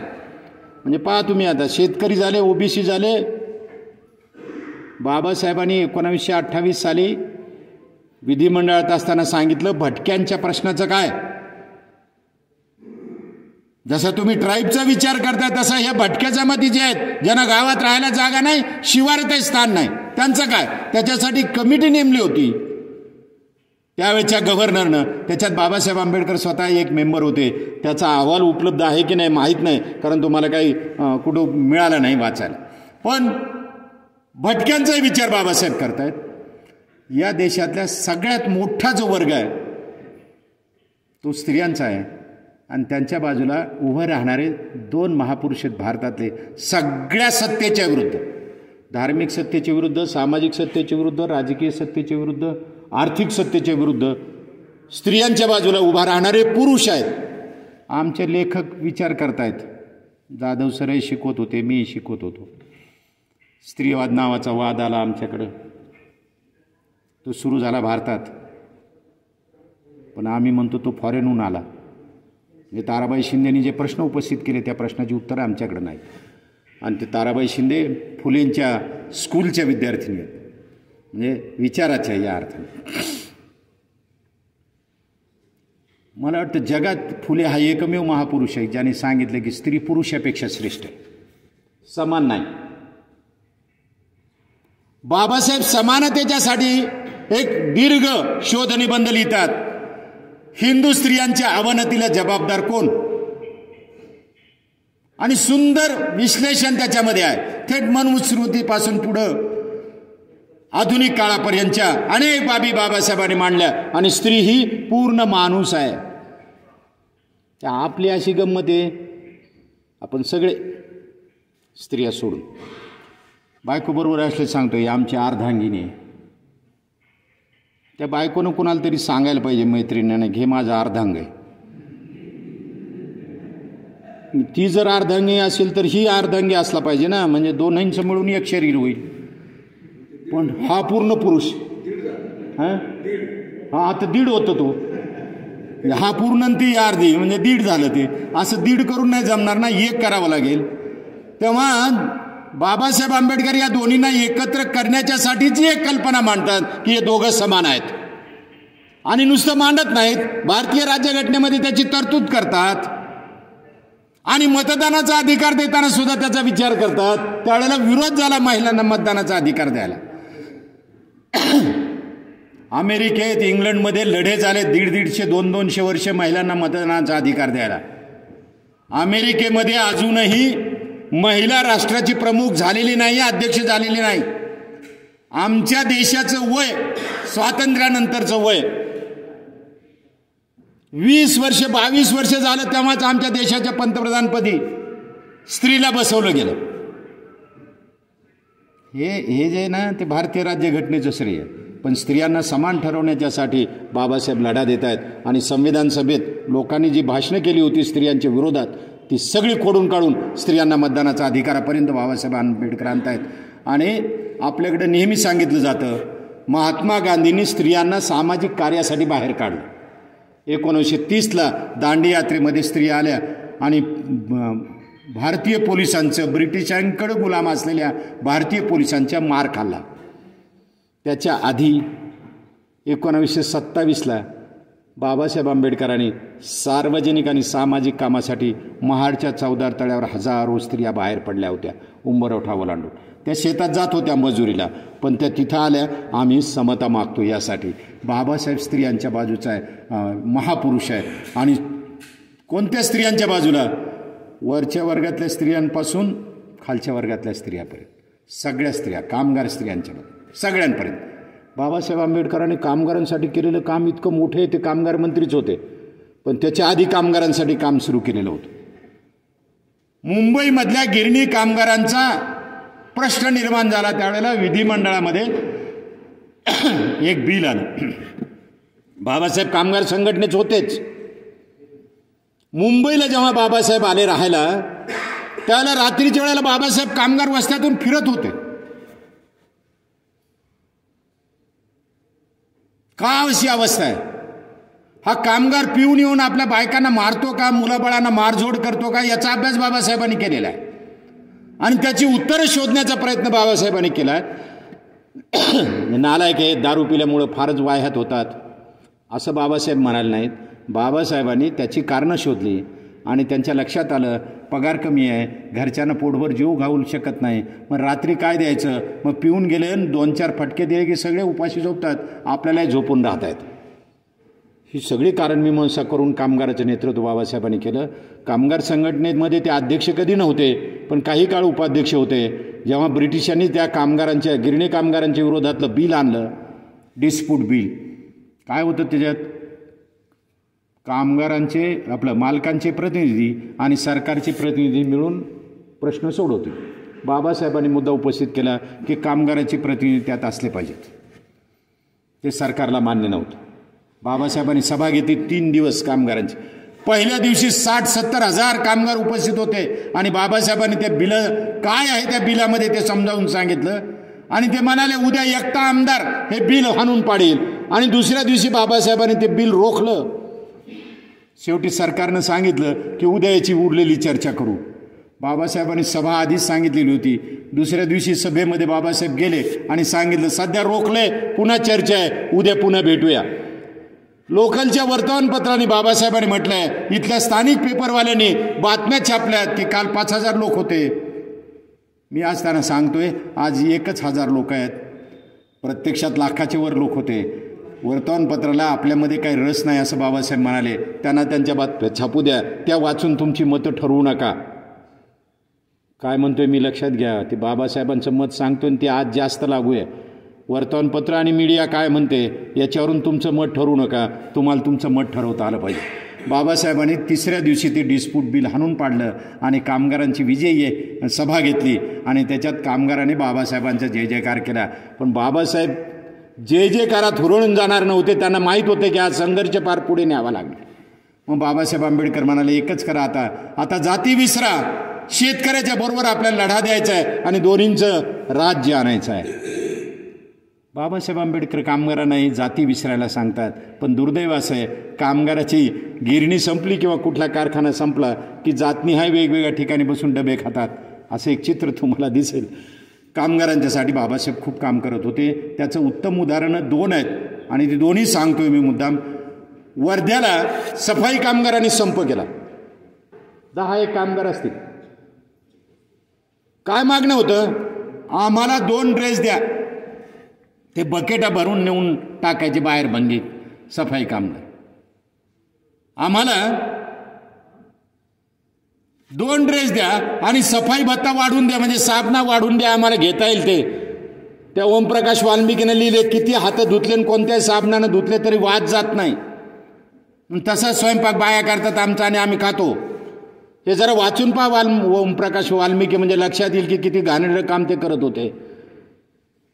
तुमची आमची घाण मैला त्यांनी वाहून न्यायचा आणि त्यांनी कपडे मागितले, 1 ड्रेस जास्त मागितला, साबण मागितली जास्तीची, सफाई भत्ता वाढवून मागितला तर द्यायचा नाही. संप मागे घ्या नंतर करू असं नगरपालिकेने सांगितलं आणि ते शेवटी हतबल झाले होते की परत घेऊ, पाहू काय करते ते, नंतर पुन्हा करू. बाबासाहेब मुंबईवरून वर्ध्याला गेले किती 10-12 लोकांसाठी. त्यांना निरोप पाठवला, मी येतोय, संप मागे येऊ नका. आणि बाबासाहेब गेले आणि डायरेक्ट ते नगरपालिकेत गेले. नगरपालिकेच्या लोकांसमोर बाबासाहेब उभे आहेत म्हटलं. ते तर हादरून गेले होते, एवढा मोठा नेता आमच्याकडे आलाय. ते म्हणाले काय मागण्यात द्या. त्यांच्याकडूनच विचारून घेतलं आणि त्यांना सांगितलं ते 2 ड्रेस मागतायत ना, पावसाळ्यात नाही वाळला एखादा, मग 3 द्या. 3 द्या एका सफाई कामगाराला. त्याने किती मागितलं सफाई भत्ता, त्याच्यापेक्षा जास्त द्या. आणि ते सगळं मान्य करून घेतलं. आणि उलट त्यांनी सांगितलं एखादा आजारी असेल तर त्याला मेडिकलचे उपचार तुम्ही दिले पाहिजे. बाबासाहेब आंबेडकर 10-15 लोकांसाठी जातात, भांडतात आणि ते मान्य करून घेतात. हे बाबासाहेब आहेत. आणि म्हणून बाबासाहेब आंबेडकरांना उगीचच लोक नेता मानत नाहीत. त्या नाशिकला एका कार्यक्रमाला गेलो होतो तर जे 95-96 वर्षाचे लोक आहेत आणि बाबासाहेब काळाराम मंदिराचे होते, त्यातल्या 2-4 जणांचा सत्कार माझ्या हस्ते केला. मलाच लाज वाटू लागली, आपण कुठले कोण आणि हे लोक कुठं. त्यातली एक बाई, तिचा सत्कार नुसता हाडाचा सापळा होता, सगळ्यांना असा मोजता येत होत्या शरीरावरचे. मी पुढे गेलो, ते सगळं सोडून खाली. म्हणलं ती कशी वर येईल? मला म्हण थांब, मला वर यायचे. त्या बाईला धरून आणलं नातवानी वर आणि ती तिथं उभी राहिली माईक समोर. आवाज बाहेर येत नव्हती. म्हणे जोरशे बोलो, असा हात करून बाबासाहेबांची घोषणा दिली तिनं. आणि मग मला म्हणे आता द्या ते शाल. मी म्हटलं तुम्ही हे का केलं? त्यांना विचारलं कार्यकर्त्यांना, बाईचं सत्कार आणि एवढं मोठं काय? ते म्हणाले त्या काळात नाशिकमध्ये भांग्यांनी काम सोडलं होतं बाबासाहेबांच्या म्हणण्यानुसार, आम्ही आता सफाई करणार नाही. लोकांनी दादागिरी केली. यावेळेला या लोकांनी बाबासाहेबांचे बॅनर लावले आणि बाबासाहेबांच्या घोषणा दिल्या. दादागिरी बंद झाली. बाबासाहेबांच्या नावाचा वापर बाबासाहेबांच्या अनुपस्थितीत भांग्यांनी केला आणि ते मुक्त झाले. ही गोष्ट लक्षात घ्या. बाबासाहेब आंबेडकर कायदा मंत्री असताना त्यांनी भारतभर दौरे केले.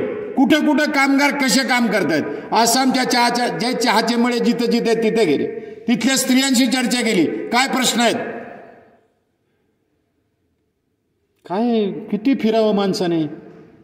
मला तर नेहमी वाटतं भूगोलाचा विषय आहे का तुमच्याकडे विद्यापीठात मला माहीत नाही, पण बाबासाहेब आंबेडकर जिथं जिथं गेले कोरा भारत काढून घेऊन त्याच्यात कुठं कुठं गेले तिथं टिंब देऊन जरा बाबासाहेब कुठं कुठं गेलेत ते जरा काढलं तर त्यावेळेचा भारत म्हणजे पाकिस्तान, बांगलादेश आणि आत्ताचा भारत यातल्या बहुतेक जिल्ह्यामध्ये किंवा बाबासाहेब त्या सगळ्या राज्यांमध्ये जाऊन आलेले आपल्याला सापडतील.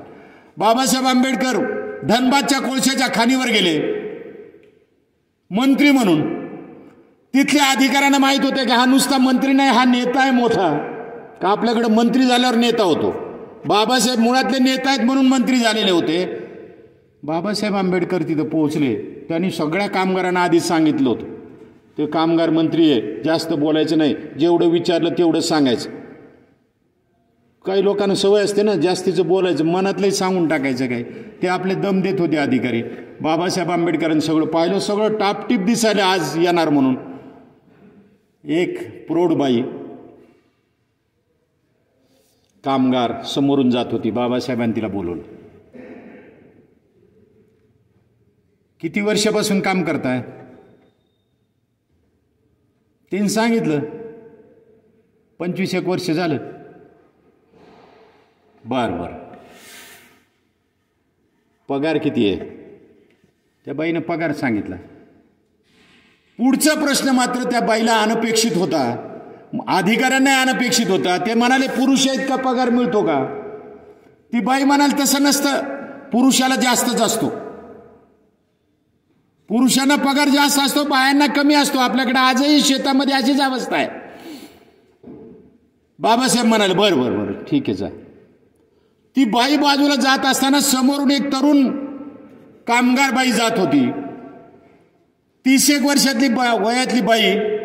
बाबासाहेबांच्या लक्षात आलं की बाई गरोदर आहे. त्याने बोलवलं आणि विचारलं, बेटा तू कोळशेच्या खाणीतून वर आलीस. मला हे वाचलं ना त्यावेळेला लक्षात आलं की बाबासाहेबांना भीमाई का म्हणतात.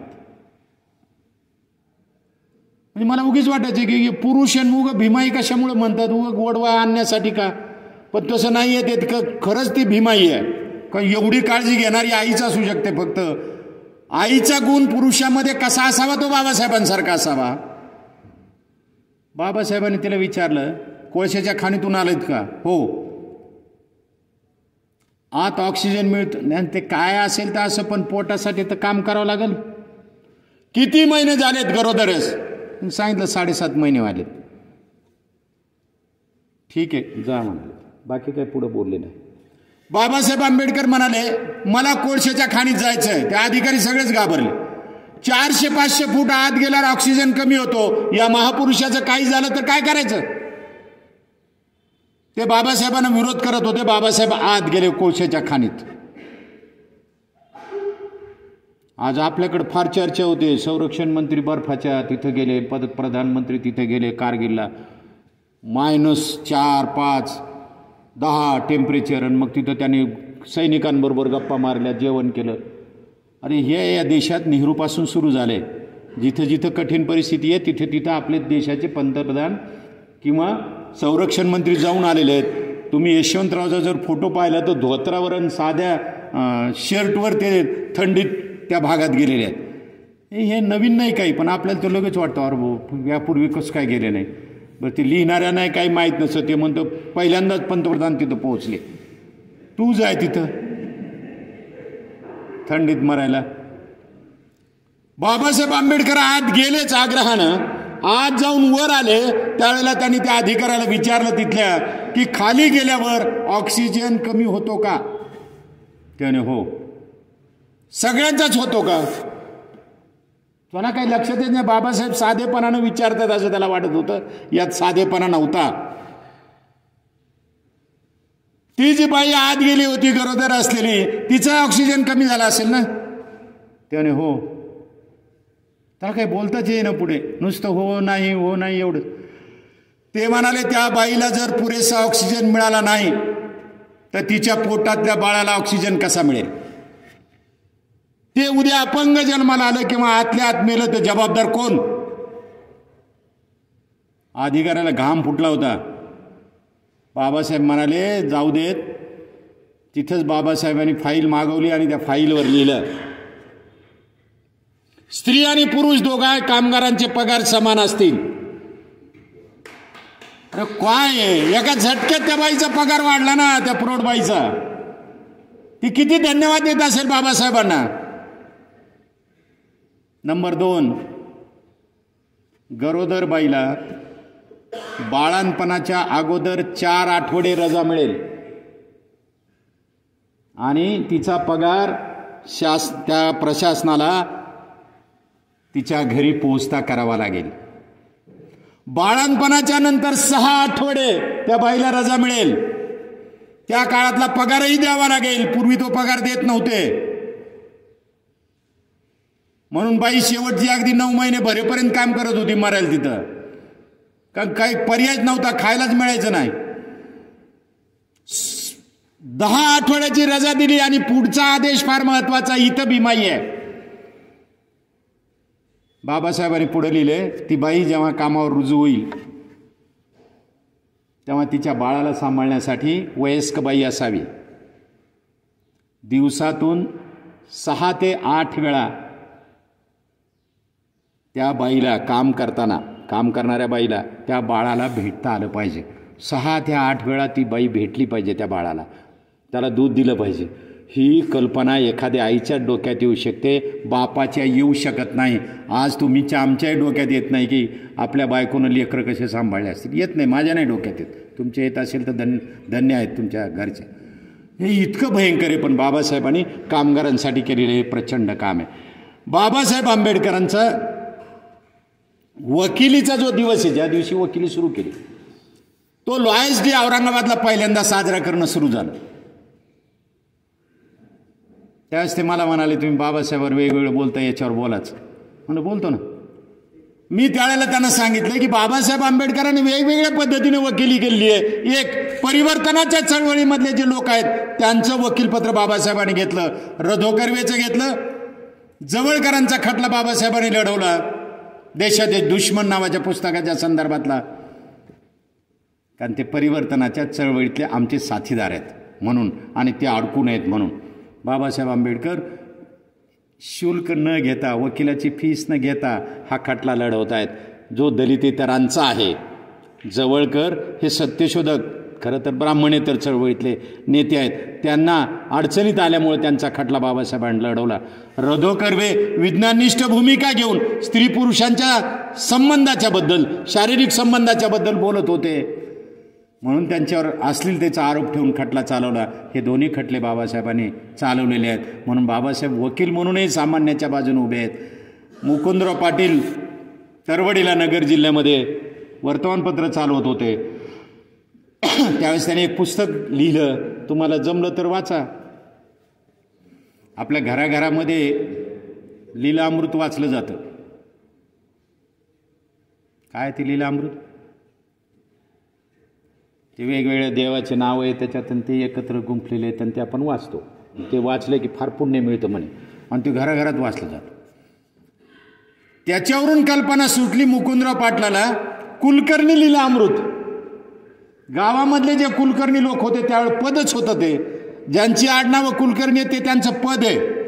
ते काय जातीवाले नाहीत. कारण मी स्वतः औरंगाबादला सध्या राहतो. त्या औरंगाबाद जिल्ह्यात एका गावामध्ये बुद्धिस्ट लोक आहेत, त्यांचं आडनाव कुलकर्णी आहे. जालना जिल्ह्यात एका ठिकाणी कुलकर्णी आडनाव आहे. म्हणजे त्याचा काही संबंध नाही, पद कुणाला मिळालं याच्यावरून आहे. हे कुलकर्णी लोकांना छळत असत.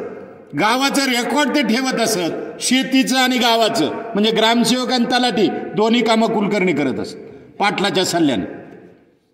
त्याने कुलकर्णी लीलामृत लिहिलं, त्याच्यात अध्याय आहेत वगैरे वगैरे. सावकारावर लिहिलेलं आहे त्यांनी एक, शेठजी प्रताप नावाचं. दोन्हीमध्ये थोडा फरक आहे.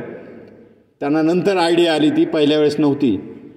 ते आपल्या ग्रंथाची सुरुवात जी आहे ना, श्री गणेशाय नमः, श्री सरस्वती नमः, श्री गुरुभ्यो नमः, ती कुलकर्णी लीलामृतमध्ये तशीच आहे, पण त्या याच्यामध्ये शेठजी प्रतापमध्ये बदलली त्याने. आणि काय केली? श्री दारिद्र्याय नमः. प्रत्येक अध्यायाच्या शेवटी लिहिलेलं असतं प्रथम अध्याय गोड हा, त्या शेठजी प्रतापमध्ये त्याने लिहिले प्रथम अध्याय कडू हा, द्वितीय अध्याय कडू हा, कारण सावकाराचा अनुभव वाईटच आहे. या कुलकर्णी लीलामृत लिहून काढला आणि ते त्यांच्या दिनमित्रमध्ये छापलं. त्याचे खूप पडसाद आले आणि त्याच्यावर खटला दाखल करायचं पुण्यामध्ये ठरत होतं. त्याच्या बातम्या आल्या होत्या. बाबासाहेब आंबेडकरांनी पत्र लिहिलं. ते पोस्ट कार्ड आजही तिथं सांभाळून ठेवलेले बाबासाहेबांचं, शाहीच्या पेननं लिहिलेलं आहे. प्रिय श्री मुकुंदराव यांशी सप्रेम जोहार, तुमच्यावर खटला दाखल होण्याची शक्यता आहे असं वृत्त वाचण्यात आलं. काही गरज पडली तर मला तातडीनं सांगावं, संकोच करू नये. मी आपल्या बाजूनं उभा आहे. आपला भीमराव आंबेडकर. बाबासाहेब आंबेडकर तत्कालीन घटनांकडे सुद्धा लक्ष देतात की मुकुंदराव पाटलाचं काय चालू आहे. शाहू महाराजांनी हे कुलकर्णी लीलामृत वाचून तलाठी पदच रद्द केलं, कुलकर्णी पद रद्द केलं आणि तलाठी पद सुरू केलं. या सगळ्या गोष्टींच्यामध्ये बाबासाहेब आंबेडकर वकिली करतायत. आणि मी शेवटी एकच म्हणेल, बाबासाहेब आंबेडकरांनी सगळ्यात मोठी वकिली कुठे केली असेल तर घटना समितीत केली. ती ओबीसीच्या बाजूने केली, ती स्त्रियांच्या बाजूने केली, ती आदिवासींच्या बाजूने केली, शोषित घटकांच्या बाजूने बाबासाहेब उभे राहिले. ही गोष्ट फारच महत्त्वाची आहे. 2 मुद्दे सांगून संपवतो. हे मुद्दे असे आहेत, एक तर बाबासाहेब आंबेडकर विद्वान आहेत हे आता सगळ्यांना मान्य झालं, पण कशामुळं? त्यांनी केलेलं जे विश्लेषण आहे त्यांच्या लेखनातलं, त्यामुळं त्यांची विद्वत्ता आपण मान्य केली पाहिजे. पण एक संदर्भ मुद्दा म्हणून, 2 संदर्भ मुद्दा म्हणून सांगतो. बुद्ध अँड हिज धम्मा नावाचा त्यांचा जो ग्रंथ आहे, तो ग्रंथ लिहिताना बाबासाहेब आंबेडकरांनी फक्त 6,500 संदर्भ वाचलेले आहेत. 6,500 ग्रंथ वाचून बुद्ध अँड हिज धम्मा लिहिलेला आहे. त्या ग्रंथामध्ये कुठं संदर्भ बाबासाहेबांना लिहायला वेळ मिळाला नाही. शेवटच्या टप्प्यामध्ये बाबासाहेब जीवनाच्या शेवटच्या टप्प्यात तो ग्रंथ लिहायला हाती घेतला होता. पण भदंत आनंद कौशल्य यांनी त्याचा अभ्यास करून याच्या 6,500 ग्रंथाचे संदर्भ बाबासाहेबांनी वाचले आणि त्याचा संदर्भ न देता, आपल्याकडे जे अवतरणात देतात तसं न देता, त्याच्या संदर्भाने आपली मतं त्यात प्रगट झालेलीत असं म्हटलं आहे. आणि यातला एक प्रसंग आहे, बाबासाहेब आंबेडकर कलकत्त्याला एका मिटिंगला गेले होते. मीटिंग नेहमीप्रमाणे उशिरा सुरू झाली. आपल्या विद्यापीठाच्या मिटिंगांचे अनुभव इथं वर बसलेल्या सगळ्यांना आहेत आणि आपल्याला बऱ्याच जणांना आहेत. आरामात यायचं, बिल भरून दिल्यानंतर थोडा वेळ गप्पा मारायच्या आणि मग काय काय ठरलं, घ्यास आहे झालं. ऑफिसच्या माणसाने नीट काम केलेलं असेल तर मिटिंगमध्ये काहीच नसतं. आता मी अधिकारी म्हणून 10-11 वर्ष काम केले. सगळं तयार करून ठेवा म्हणायचं, म्हणजे आलेले प्राध्यापक सहाय्य करतील, TA उचलतील, जातील. पण ते अधिकार त्यांना आहे.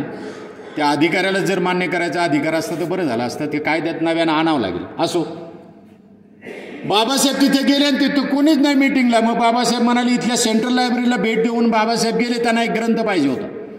ते गेले लायब्ररीकडून हात जोडून ते म्हणाले मला हा ग्रंथ पाहिजे.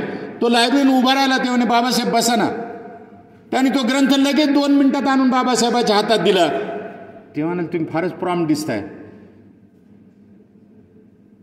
ते म्हणे बाबासाहेब इथला प्रत्येक ग्रंथ कुठं ठेवला आहे मला माहिती आहे, लायब्ररीयन सांगतोय. आता बाकीच्या लायब्ररीच्या बद्दल मी बोलत नाही, कारण मिलिंदमधून बाबासाहेबांनी एक लायब्ररीचं पुस्तक नेलं होतं वाचायला. तो चिटणीसांनी अनुभव सांगितला आहे प्राचार्य. आणि ते बाबासाहेबांना पुन्हा औरंगाबादला लवकर येणं झालं नाही तर लायब्ररीनं पत्र पाठवलं. 2 महिने झाले आपल्याकडे ग्रंथ पडून आहे, लोक इथं वाचण्यासाठी मागतायत, आपण ते लवकर परत करावं, अन्यथा यापुढं प्रत्येक दिवसाला 10 पैशाप्रमाणे दंड आकारला जाईल. संस्थेच्या अध्यक्षाला पत्र लिहिले. आज लिहा बरं म्हणा. आज जर एखाद्या ग्रंथपालानं अध्यक्षाला पत्र लिहिलं ना असं, दुसऱ्या दिवशी ते तिथे दिसणारच नाही लायब्ररीन. बाबासाहेब परत आले. जेव्हा आले औरंगाबादला त्यावेळेला ग्रंथ दिला. प्राचार्याला म्हणा लायब्ररीत चला, लायब्ररीत गेला. त्याने रेगेनकडे तो ग्रंथ सोपवला आणि त्याने सांगितलं हा ग्रंथ दंड किती द्यायचा सांगा आणि अशीच लायब्ररी चालवा. बाबासाहेब आंबेडकरांनी कोलकात्याच्या त्या लायब्ररीतून पुस्तक घेतलं आणि त्याला म्हणाल त्याचं कार्ड दे, मी देतो, सभासद व्हायचं असेल ते देतो. त्याने सांगितलं कार्डही भरून देऊ नका, काहीच करून देऊ नका, हे पुस्तक घेऊन जा. त्यांनी लायब्ररीला म्हणाले काय काळजी घेता तुम्ही पुस्तकांची? ते म्हणे मला एकच माहिती आहे, बाबासाहेब आंबेडकर नावाच्या माणसाला पुस्तकाची किंमत कळते, त्यामुळे पुस्तक मला परत येईल. आणि बाबासाहेब पुस्तक घेऊन गेले आणि ते पुस्तक काम झाल्यावर लायब्ररीला परत पाठवलं. बाबासाहेब आंबेडकरांनी एका याच्यासाठी केवढी मेहनत घेतली असेल बुद्ध अँड हिज धम्मासाठी, याचं हे उत्तम उदाहरण आहे. दुसरं उदाहरण आहे बाबासाहेब आंबेडकरांच्या विद्वत्तेचं. ब्रिटिशांनी एक कमिशन नेमलं, त्याचं नाव होतं रॉयल कमिशन. रुपयाचं मूल्य पाऊंडाबरोबर ठरवायच्यासाठी हे कमिशन नेमलेलं. काय होतं, सयाजीराव महाराजाच्या रुपयाचं मूल्य शहाजी महाराजांच्या पेक्षा कमी होतं. यांचा रुपया जास्त स्वस्त होता. म्हणजे पाऊंड वाढल्यामुळं नाही, तो स्ट्रॉंग झाल्यामुळं नाही बरं का. आज ते डॉलर स्ट्रॉंग झाल्यामुळे रुपयाची किंमत कमी झाली असं सांगतात काही लोक. पण सयाजीराव सार्वभौम होते, त्यांच्या रुपयाची किंमत जास्त होती. त्यासाठी कमिशन नेमलं की भारतातला सगळ्या रुपया सारखा करता येईल का पाहू. आणि त्या कमिशननं तिथंच लंडनमध्ये बैठका घेतल्या. भारतातले अर्थतज्ञ कोण कोण आहेत याची यादी केली आणि त्यातल्या 25-30 लोकांच्या बरोबर पत्रव्यवहार केला तिथून की आम्ही या काळात येतोय, आपण आम्हाला वेळ द्यावा, तुमच्याशी चर्चा करायची आहे. 25-26 लोकांशी चर्चा केली आणि सगळ्यात शेवटी त्याने काय केलं, त्यातल्या वयाप्रमाणे बोलवले. ज्येष्ठ त्याला आधी बोलवलं, सगळ्यात लहान आहे त्याला शेवटी बोलवलं आणि सगळ्यात लहान आंबेडकरच होतं. बाबासाहेब आंबेडकर तिथे गेले, त्याला ते चेअरमन म्हणाले आम्ही या वरच्या लोकांच्या ज्या मुलाखती घेतल्या त्याची टिपणं घेतलीत, नोट्स घेतलेल्या आहेत त्या वाचा. त्याच्या व्यतिरिक्त तुम्हाला काही सांगायचं असलं तर सांगा. तुमचा वेळ जायला नको आणि आमचा वेळ जायला नको. किती चर्चा करायची? कारण 2-2, 4-4 तास एका तज्ज्ञाबरोबर त्यांनी चर्चा केली होती. बाबासाहेबांनी त्या नोट्स वाचल्या आणि त्यांच्याकडे परत दिल्या आणि ते म्हणाले या लोकांनी जे सांगितलं ना त्याच्या पलीकडे मला काही नवीन सांगायचं नाही. त्या अनेक वक्त्याचं होतं असं. अगोदरच्या मला बोलायचं होतं पण अगोदरचे वक्ते जे बोलले ना आता मी काय सांगू, मला सांगायला काहीच राहिलं नाही, मी थांबतो. अरे मग उभा राहिला कशाला? बाबासाहेबांचं तसं नव्हतं. बाबासाहेब काय म्हणाले ते जरा नीट काळजीपूर्वक ऐका. विद्वान काय असतो याचं हे सुंदर उदाहरण आहे. बाबासाहेब आंबेडकर म्हणाले याच्या पलीकडे मला काही सांगायचं नाही, पण ब्रिटिशांची एक चांगली सवय आहे की ते नोंदी कायम ठेवतात आणि या नोंदी इतिहासाच्या दृष्टीने महत्त्वाच्या असतात. त्यामुळे एक नोंद तुमच्या अहवालात करून ठेवा. तो चेअरमन म्हणाला कशाची नोंद? बाबासाहेब आंबेडकर म्हणाले वरच्या सगळ्या लोकांनी ज्या मुलाखती दिल्या ते एकच पुस्तक वाचून दिले आहेत आणि त्या पुस्तकाचा लेखक मी आहे.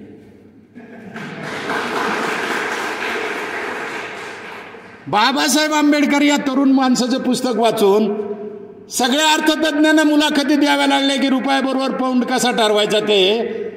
हे बाबासाहेबांची विद्वत्ता, ही गोष्ट लक्षात घ्या. फक्त शेवटचा मुद्दा सांगून थांबतो, आपल्याला त्याचा फार विसर पडला. आता भारतीय राज्यघटना ही फारच महत्त्वाची आहे, आपल्याला वंदनीय आहे. आता अलीकडं ती लाल कपड्यामध्ये बांधून त्याची रोज पूजा चालू आहे. त्या घटनेने तुम्हाला मला जे दिले आहे त्याचं रक्षण करण्याची जबाबदारी तुमची माझी आहे, हे आपण विसरून गेलो. आता काय म्हणतो आपण, म्हणजे तुम्ही साधा मतदानाचा विषय घ्या.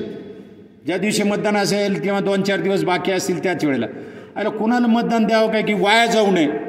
वाया जाऊ नये म्हणजे पडलेल्या उमेदवाराला तुम्ही मत दिलं ते वाया कसं जाईल? तुमचं मत नोंदवलं गेलंय. तुमचं मत नोंदवणं जाणं महत्त्वाचं आहे, लोंढ्याबरोबर जाणं महत्त्वाचं नाही. तुम्हाला काय पडतं ते कळालं पाहिजे. का? मतदानाच्या अधिकाराचा ठराव घटना समितीसमोर जेव्हा आला त्यावेळेला झालेली चर्चा जरा बारकाईने वाचा.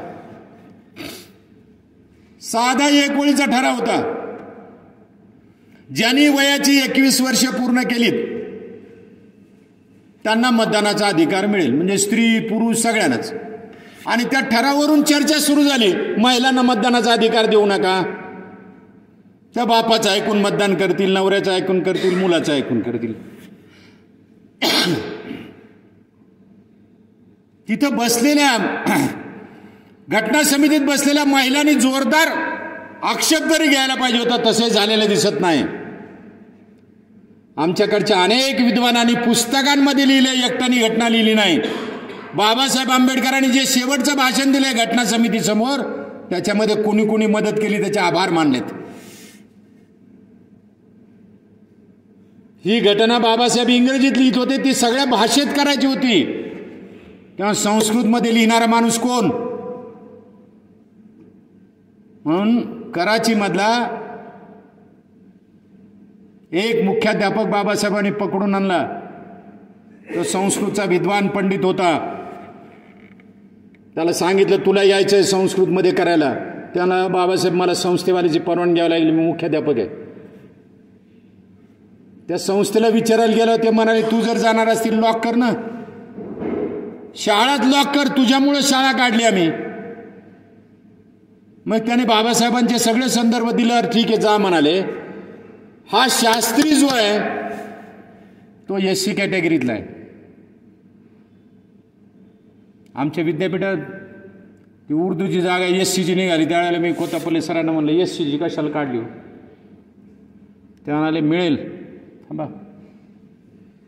आणि SC मुलगी मिळाली आणि ती इतकी विद्वान आहे की ते उर्दूतल्या भल्या भल्याशी ती चालू असते तिचं वा. म्हणजे ती नंतर इतक्या जवळची निघाली, परिचित निघाली, मला नंतर कळालं की ती उर्दूतली एवढी विद्वान आहे.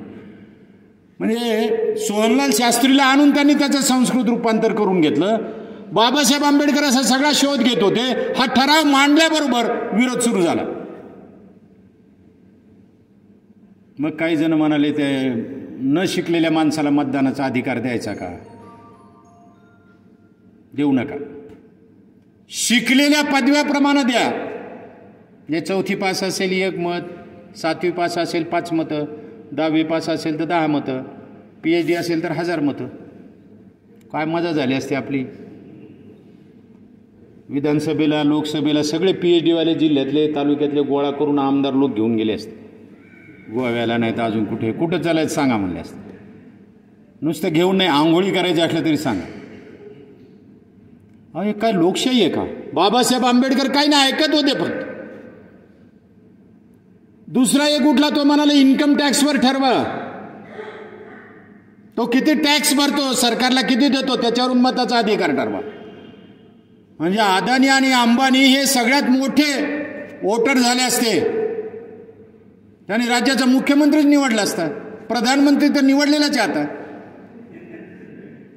आपण हे सगळं जरा नीट बारकाईने समजून घ्या मी काय म्हणतो. बाबासाहेब आंबेडकरांना जेव्हा राजेंद्र प्रसाद म्हणाले तुम्ही सांगा आता हे सगळं, ते उभा राहिले आणि ते म्हणाले, बाबासाहेब फार महत्त्वाचं वाक्य बाबासाहेब बोललेले आहेत. आणि हे जर आपल्याला कळालं ना, आपली झोपच मोडायचं काम आहे. बाबासाहेब म्हणाले शिकलेल्या असण्याचा आणि शहाणपणाचा काय संबंध आहे? माझा अनुभव असं सांगतो. बाबासाहेब म्हणतात शिकलेल्या माणसापेक्षा न शिकलेल्या माणसांच्याकडे शहाणपण जास्त असतं. त्यामुळे शिकलेला न शिकलेला, स्त्री पुरुष असा कुठलाही भेद न करता वयाची 21 वर्ष पूर्ण केली त्यांना मतदानाचा अधिकार देऊन टाका. आणि सगळ्यांनी ते मान्य केलं. त्यामुळे या देशात एक माणूस, एक मत, एक मूल्य, त्याची किंमत तेवढीच, हे सूत्र स्वीकारलं गेलं. त्यामुळे या देशातला निराधार असलेला माणूस मतदानाला गेला तर त्याचं मतदान आणि या देशाच्या राष्ट्रपतीने केलेलं मतदान या दोन्हीचं मूल्य सारखं आहे. रस्त्यावर भीक मागणाऱ्या माणसाने केलेलं मतदान आणि या जगातला श्रीमंत असलेल्या अदानीने केलेलं मतदान याचं मूल्य सारखं असतं. बाबासाहेबांनी तुमची माझी किंमत वाढवली. पगार ही तुमची किंमत नाही, तुमचं मतदान हे मोठ्याच्या बरोबरीचं आहे, ही तुमची माझी किंमत आहे. आणि म्हणून आपण बाबासाहेबांना एकट्या दलितांचा नुसत्या घटनेचे शिल्पकार असं चालणार नाही. शेवटचा एक संदर्भ सांगून थांबणार आहे. बाबासाहेब आंबेडकर घटना समितीमध्ये म्हणाले होते, यापुढे या देशाला पारतंत्र्यात जाऊ द्यायचं नसेल तर जुन्या इतिहासाची पुनरावृत्ती होऊ देऊ नका. या देशावर निष्ठा ठेवा आणि देशासाठी कामाला लागा. एवढं जरी मला वाटतं समजलं तरी खूप झालं. बाबासाहेब आंबेडकर राज्यसभेत होते, ते म्हणाले मी 85% लोकांचा नेता आहे. बाबासाहेबांचं वाक्य आहे, मी 85% लोकांचा नेता आहे. आणि 85% लोक सांगतायत बाबासाहेब दलितांचे नेते आहेत. काय बोलावं. म्हणून कृपा करून बाबासाहेबांच्याबद्दलची जातपात, फुल्यांबद्दलचा जातपात सगळं बाजूला फेकून द्या. हे 2 महापुरुष तुमच्या माझ्यासमोर असे आहेत. अहो काय ते हिमालयाची कोण उंची मोजायला गेलं, कुठल्या शिखरावर गेलं, जाऊ द्या, जायचं त्याला तिथं जाऊ द्या. माझं म्हणणं आहे यांच्यापेक्षा बाबासाहेब आंबेडकर आणि ज्योतिराव फुले 10 फूट उंच जास्त आहेत हिमालयापेक्षा. तिथपर्यंत आपलं मस्तक जात नाही, त्यांच्या पायापर्यंतच मस्तक पोहोचत नाही. तेव्हा बाबासाहेब होणं, त्यांना समजून घेणं, किमान बाबासाहेब माझे नेते आहेत, फुले माझे नेते आहेत, एवढं जरी समजून घेतलं तर समतेच्या दिशेनं आपल्याला जायला सोपं जाईल. जात पात धर्माच्या पलीकडं ही माणसं जगली, त्या माणसांना आपण अभिवादन केलं पाहिजे. मी त्यांना अभिवादन करतो आणि थांबतो.